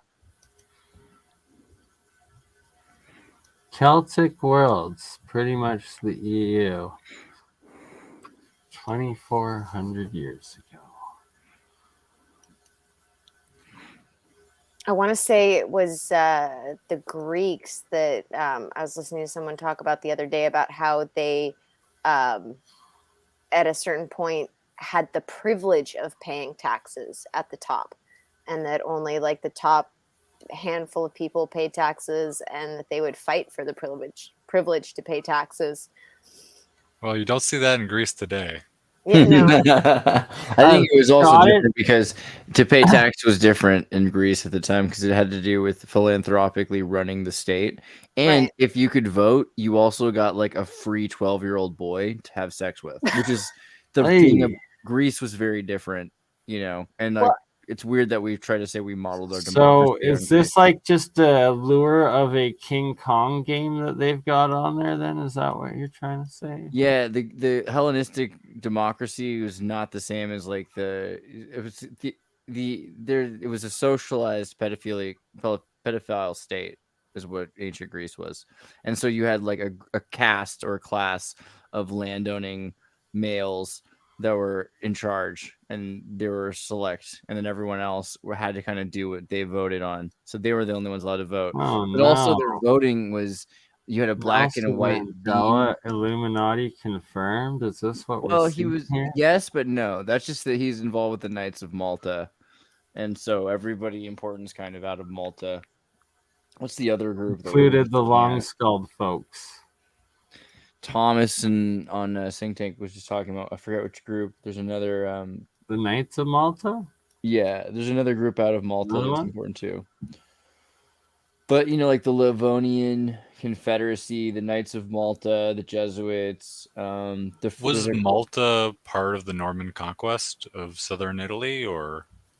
I don't think so. Did No, Norman that, get Malta? that is a modern day fake.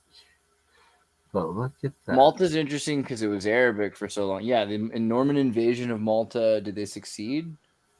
The attack did not bring any political change, but it paved the way for re-Christianization of Malta. Oh, okay, because I know they were very active in that general genocide. area. Yeah, they were able to negotiate peaceful terms. So what was interesting is that there were flying whales. Zertis, did you finally get a flying whale? Thank God. The Christians still to this day in Malta pray to Allah. The Catholics do their prayer in Maltese to Allah. So it's kind of an interesting state. Also, it's only what's left of like one star. Like the Maltese fort is only one star of a star fort. If you want to check there, see that's just one of the stars and the rest is broken. Oh wow. Yeah. We got ourselves a little ley line map here. Mm-hmm. What island is this? We have to do an episode on the Oralinda book and Friesland.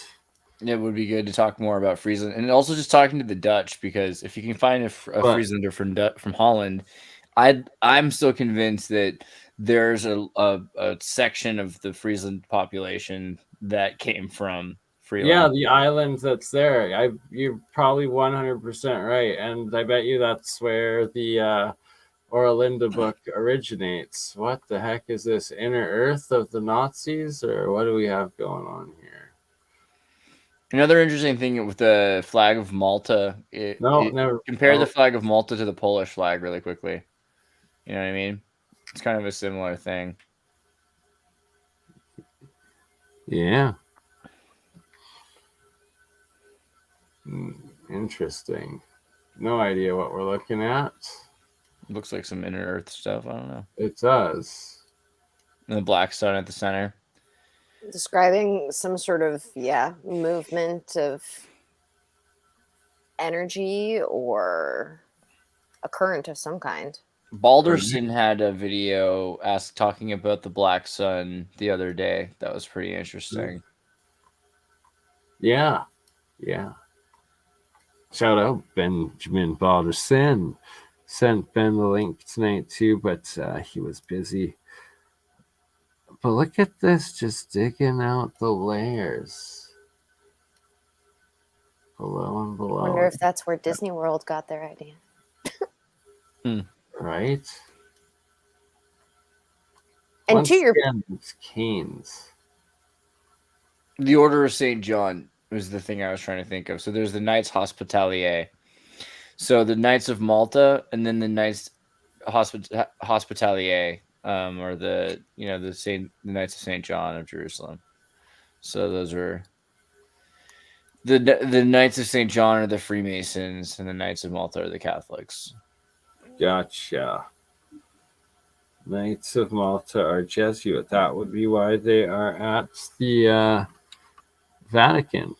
But it's interesting because both the Knights of Hospitalier, of St. John, and the Jesuits, through the Knights of Malta, are intimately associated with the Kabbalah and with geometry and sacred geometry and things that are pretty Muslim, in origin and in school of thought.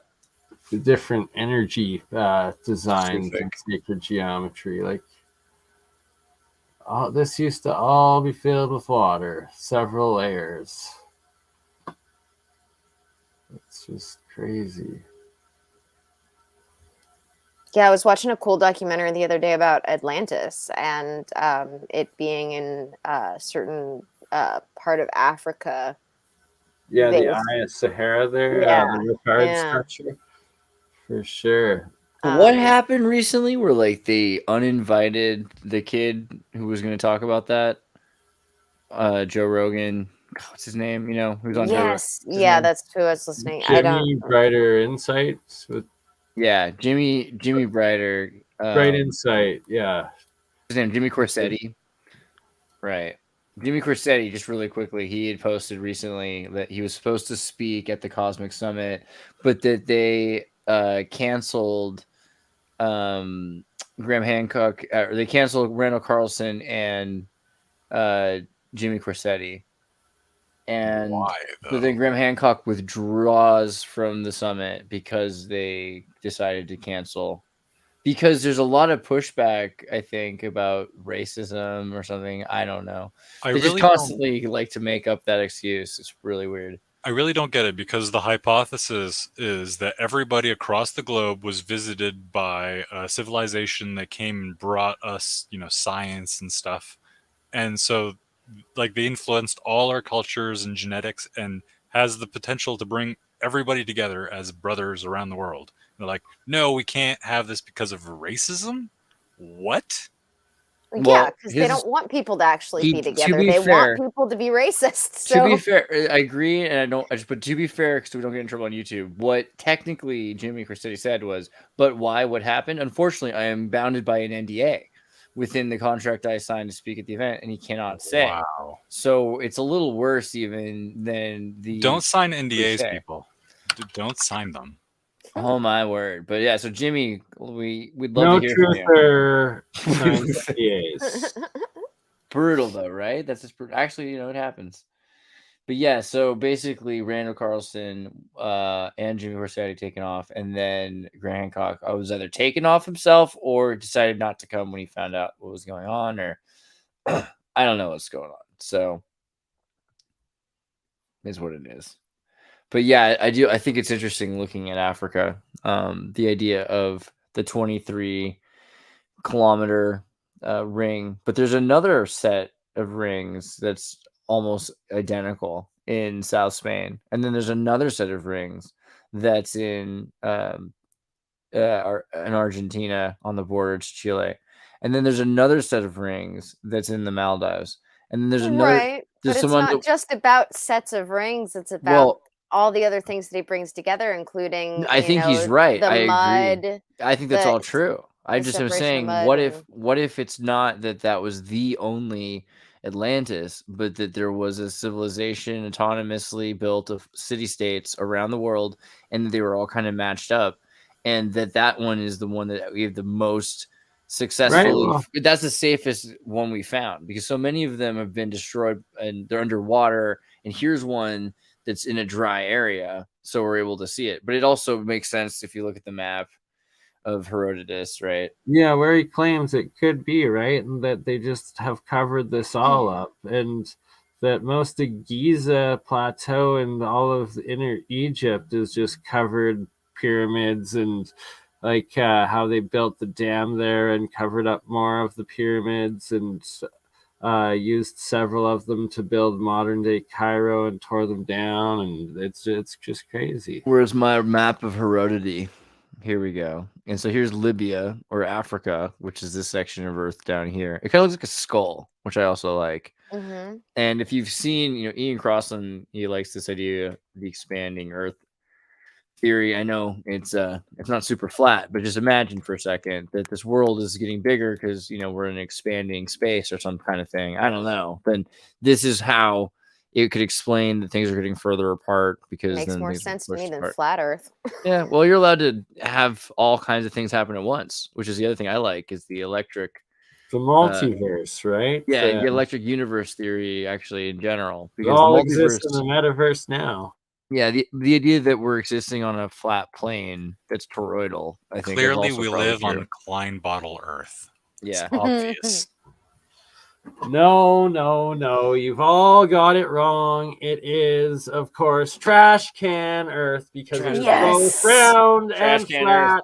Yes, and hollow. And hollow. But filled with trash. It's inclusive. That's the most inclusive thing I've ever seen. Right? Oh my god. So trash can Earth, it takes it all, and you just use it to recycle. Bernie, I might have to adopt your way of life. That is kind of brilliant. I'll give you that. Well, Holographic Universe, I highly recommend you read the book or listen to the Audible on it. But Michael Tabbitt's Holographic Universe, I still say everyone should check this out, because definitely. Realistically, we're just on a giant density plane, probably. Yeah.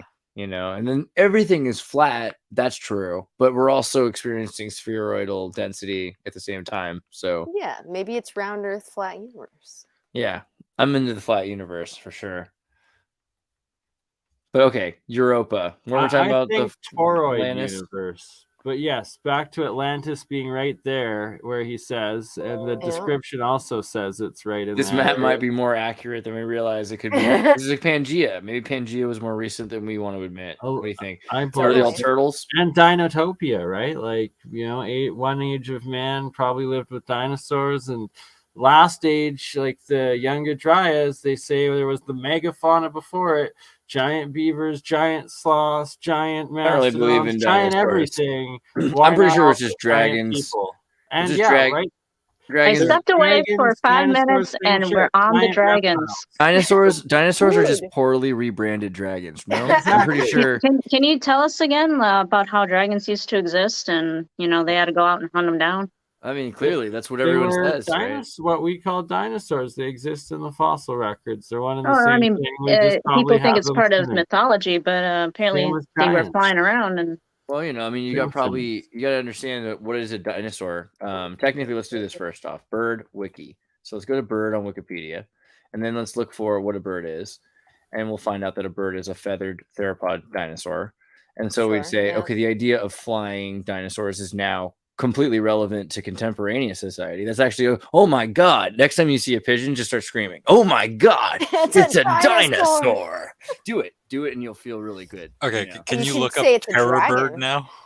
Terror bird? All right. Terror bird, yes. Terror bird. Yes, if you live in the Americas, be happy these no longer exist. Oh, that looks like a good album, but let's see, Terror bird. Funny. Exactly. And so this is exactly why I'm terrified of birds. Because this is where I've had a giant something fly over me. They don't even need teeth at this point. So these are not flying. These are basically carnivorous chocobo. Yeah, and so back when the Andes were flat plains, these things would chase you down, and they had razor sharp beaks because they were jaws that protruded from their starved-crazed reptilian faces without teeth anymore, and you're just I don't think chainmail's gonna protect you from that. This thing is like 8 feet tall, FYI. Yeah, I don't know. Let's do like a size comparison to a person. Anybody? Size. Oh, wait, was there here? You know what terrifies me? The fact that they're actually starting the first real Jurassic Park with woolly mammoths. Well, exactly. And dodo birds. So that's the other. And so now look at a dodo bird. That's what they want you to think. Paleo Park. So people think wombats, giant everything. Now you think kangaroos too, I believe. When you've heard about dodo birds, of course, dodo birds don't seem that it's a funny sounding name. But how big is a freaking dodo bird? Because if a 4 to 6 foot tall dodo bird attacked you, it could absolutely quite. And so that's what. Now if you look up, quite terrifying. They are resurrecting the dodo bird. It's coming out this year. CIA is funding a mission to reincarnate the dodo bird. I'm not making this up. I swear I'm not Tim Newcomb. It's related to dodo birds because they have to insert stuff from other birds, I'm pretty sure. And the mammoth like the woolly mammoths is and less the cool than people think because what they actually did was made, I think it was sheep or goats that were more mammoth-like. So closer. I'm sorry, I just got back, guys. I can say that what I just stepped into, that is one dumb-looking bird. And also, I got it took me a little while longer because I poured a heavily sulfated solution. And a little bit of that got on my sock because, of course, I do extremely dangerous chemistry in my socks. Are your socks melting now? Yikes. Come on. I thought it was bad. I spilled some bleach on the carpet the other day. Birds can talk. Burning holes in his flesh and his socks. People talk about dragons. One thing dragons can do sometimes is talk. What can birds do? Parrots can talk. The idea of a talking dragon or a talking dinosaur is now completely plausible. I mean, we're running out of things to be mysterious or mythical here. Okay, you're working towards the Mario movie, aren't you? Have a conversation with the raven if one is around. Dude, I know a raven. They're quite vocal and quite. I know a raven named Evermore who's not even a real raven who's really named Evermore and says her name Evermore. I know a raven that does this. Not making it up. Exists. Flies around the Scotts Valley market. Yeah. Yep. They're not dumb animals.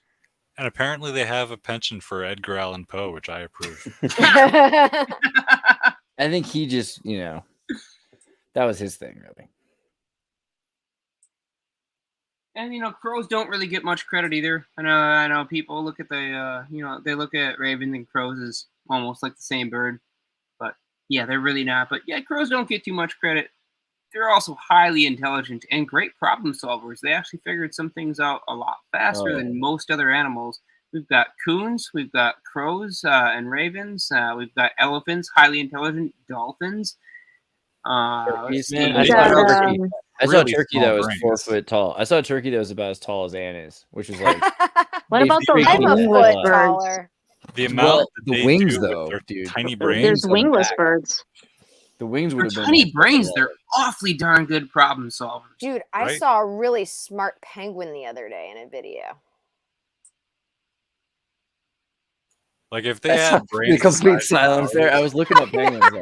Nobody. I believe it. Penguins are smart. Fine, you and your penguin can just. Well, they have really complicated. Penguins freak me out too. All birds freak me out. And you thought I would be bad in this. Kiwis are kind of creepy. I bet you penguins taste really good though, because they have really like fatty diets. I bet you it's like halfway between chicken and fish. That's my bet. Yeah, it's important. I don't like salty fish. Right? God, penguins though. I mean, the giant penguin. Did we just hear Jeremiah go, why is that burning? That doesn't feel right. That's because you weren't wearing proper safety gear, sir, and that you were burning with acid, and you need to go wash yourself off. Please don't. I did just stick my foot in the sink and rinsed it for 30 seconds, but apparently I need to do that again. I'm wondering if I need to go back and mop the floor now. Something basic on it, if it was an acid. The giant penguin would be so sick. Actually, I haven't tested the pH of this new solution yet, but I'll go ahead and do that now and report back in about 45 seconds. All right. Some of us are worried about the acid burning through their legs. Other of us are worried about the giant cloned GMO penguins coming back and attacking us. Okay, but how do they taste? Like, that's really the part that interests me. It just seems like a lot of work to grow big things to eat, and things at the top of the food chain. So, like giant fish, for instance, have more mercury in them, and the smaller fish have less. That's true. That's true. So, you're much better off eating sardines. I mean, I don't know. I would say they like. Are we talking about how penguins taste? Yes. Giant penguins, to be precise. Would you not be interested in penguin? I don't know. 5'3" penguin. Well, Come on, a 5'3" penguin. The little penguins that come out of the ocean. Me. I just think everything that comes out of the ocean at least tastes a little bit like the ocean. Yeah, and I'm not down with that. So I'm not down with eating penguin, but I really haven't given it serious. I think it's all you people who lived by lakes at some point who think the ocean tastes different than it does. It's not that bad. Come on. It tastes different than it does. We think it tastes exactly how it does, and we just don't like it. No. You guys think well, that explains it. You don't want to read the reports about what human tastes like then. Well, pig, apparently. I know what human burning smells like.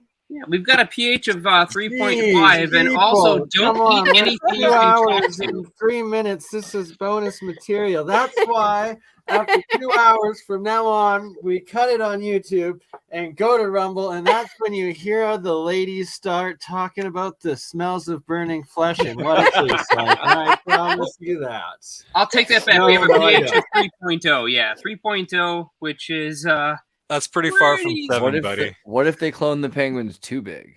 To be fair, I wanted to bring it back to clothing and technology a while ago, but just decided not to. What clothing? Well, Andrea started talking about dragons and birds, and so that can go on for 2 hours. So. And it all started with me bringing up Patreon.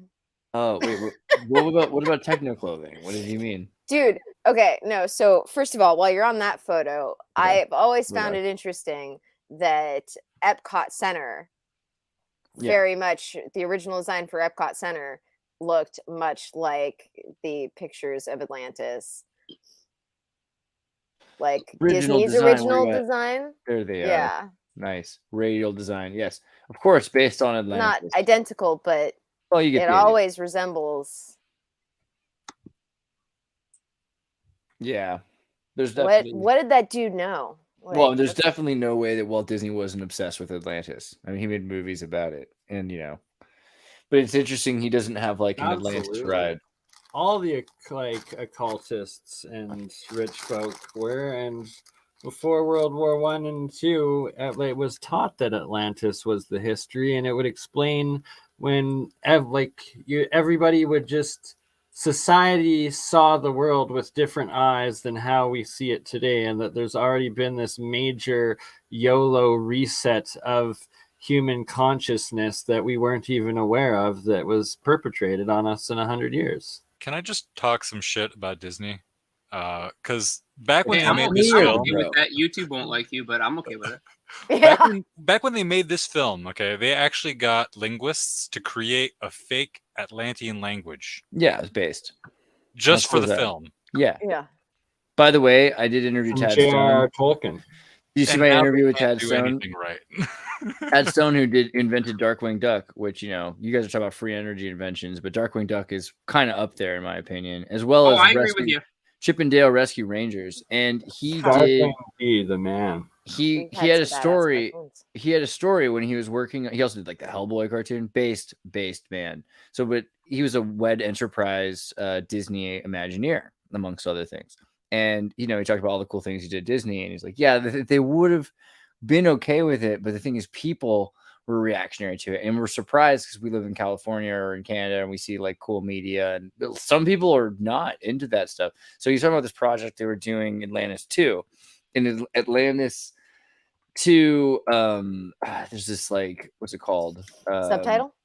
Lovecraft, H.P. Lovecraft scene, basically. Their ending. How about this?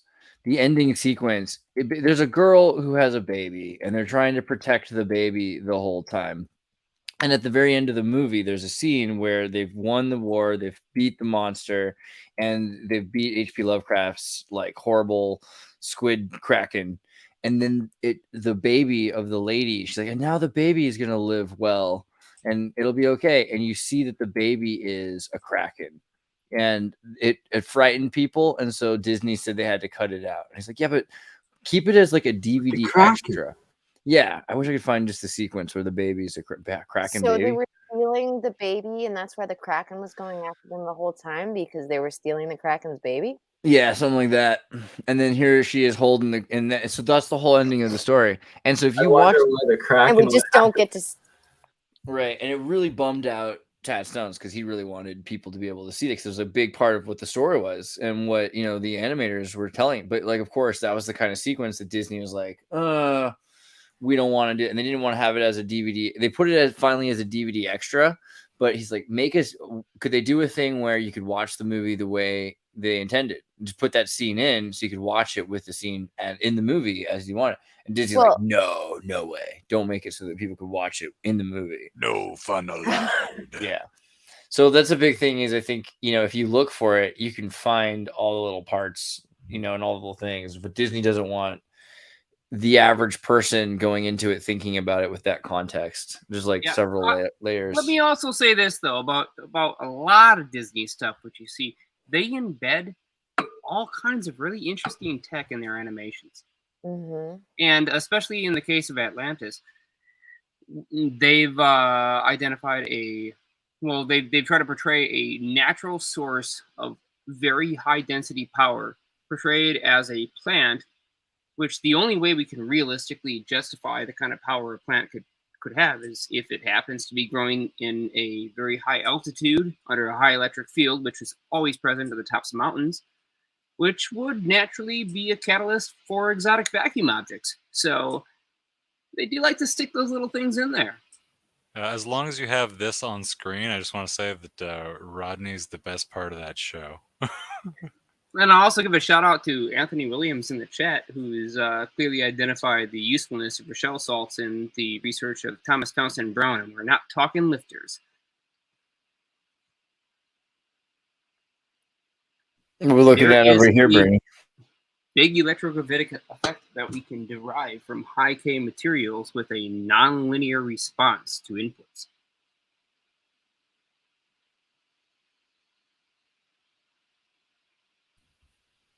Bernie, that's disgusting.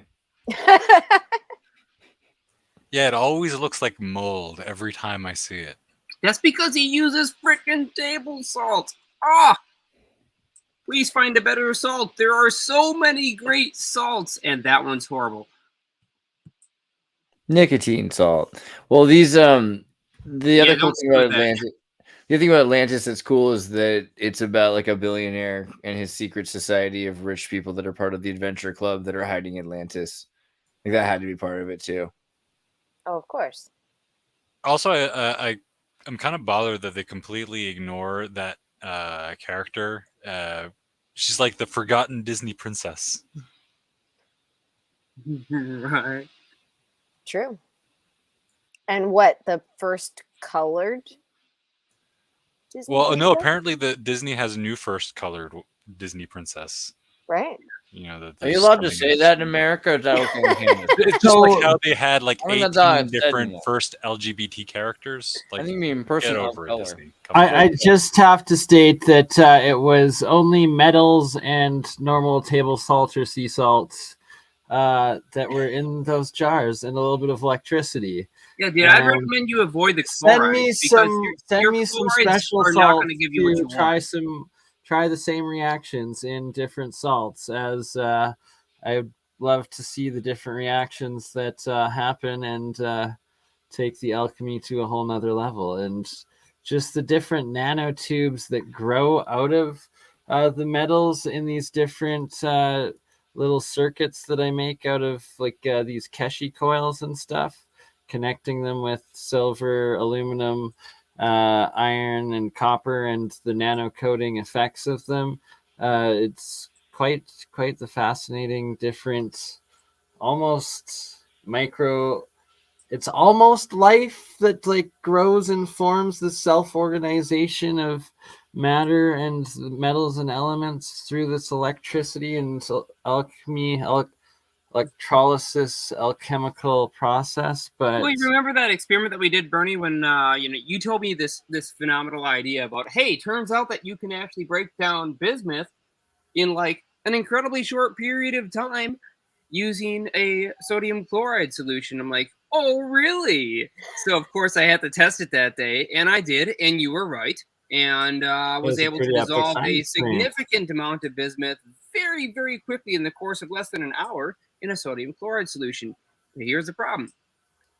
Chloride is extremely electronegative. So just to get rid of the chlorine out of your system, out of your salt solutions. There are far better salts, and you don't want something that's quite so electronegative. In fact, if you had the option, go with an electropositive. For example, Rochelle salt is on the base side instead of the acidic side. So the solution that I spilled on my sock earlier, it's ranking in a solid pH 3.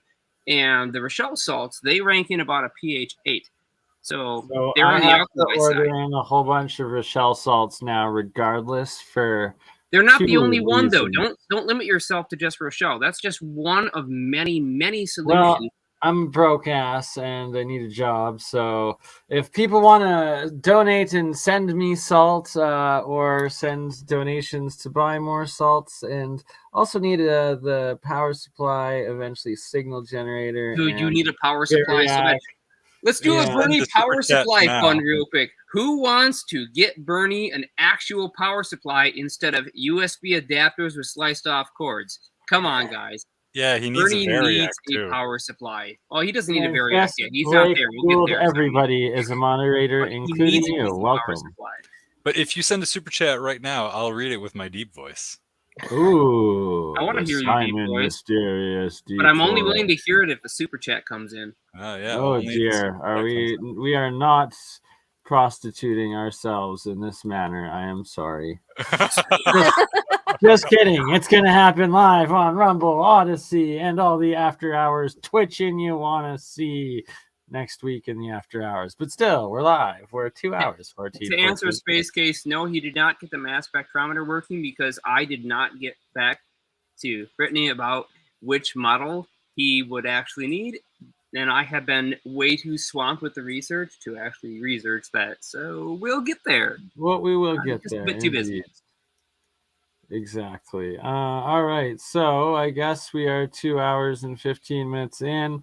My lovely partner Amber just got off work downtown, and I need to go rescue her from the drunken mobs that are probably out on the streets at 12:30 at night on a Friday.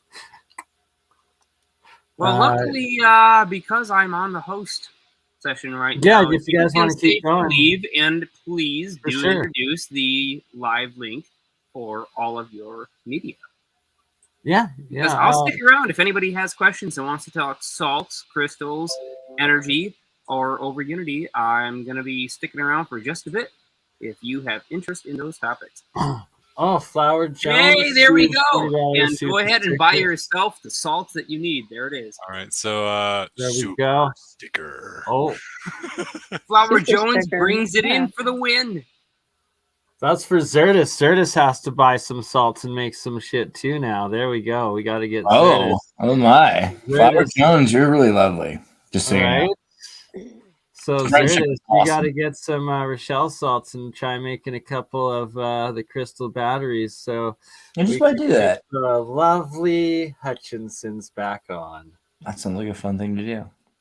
Yeah, cool. I'd recommend actually, and I'll do some research here for this specifically.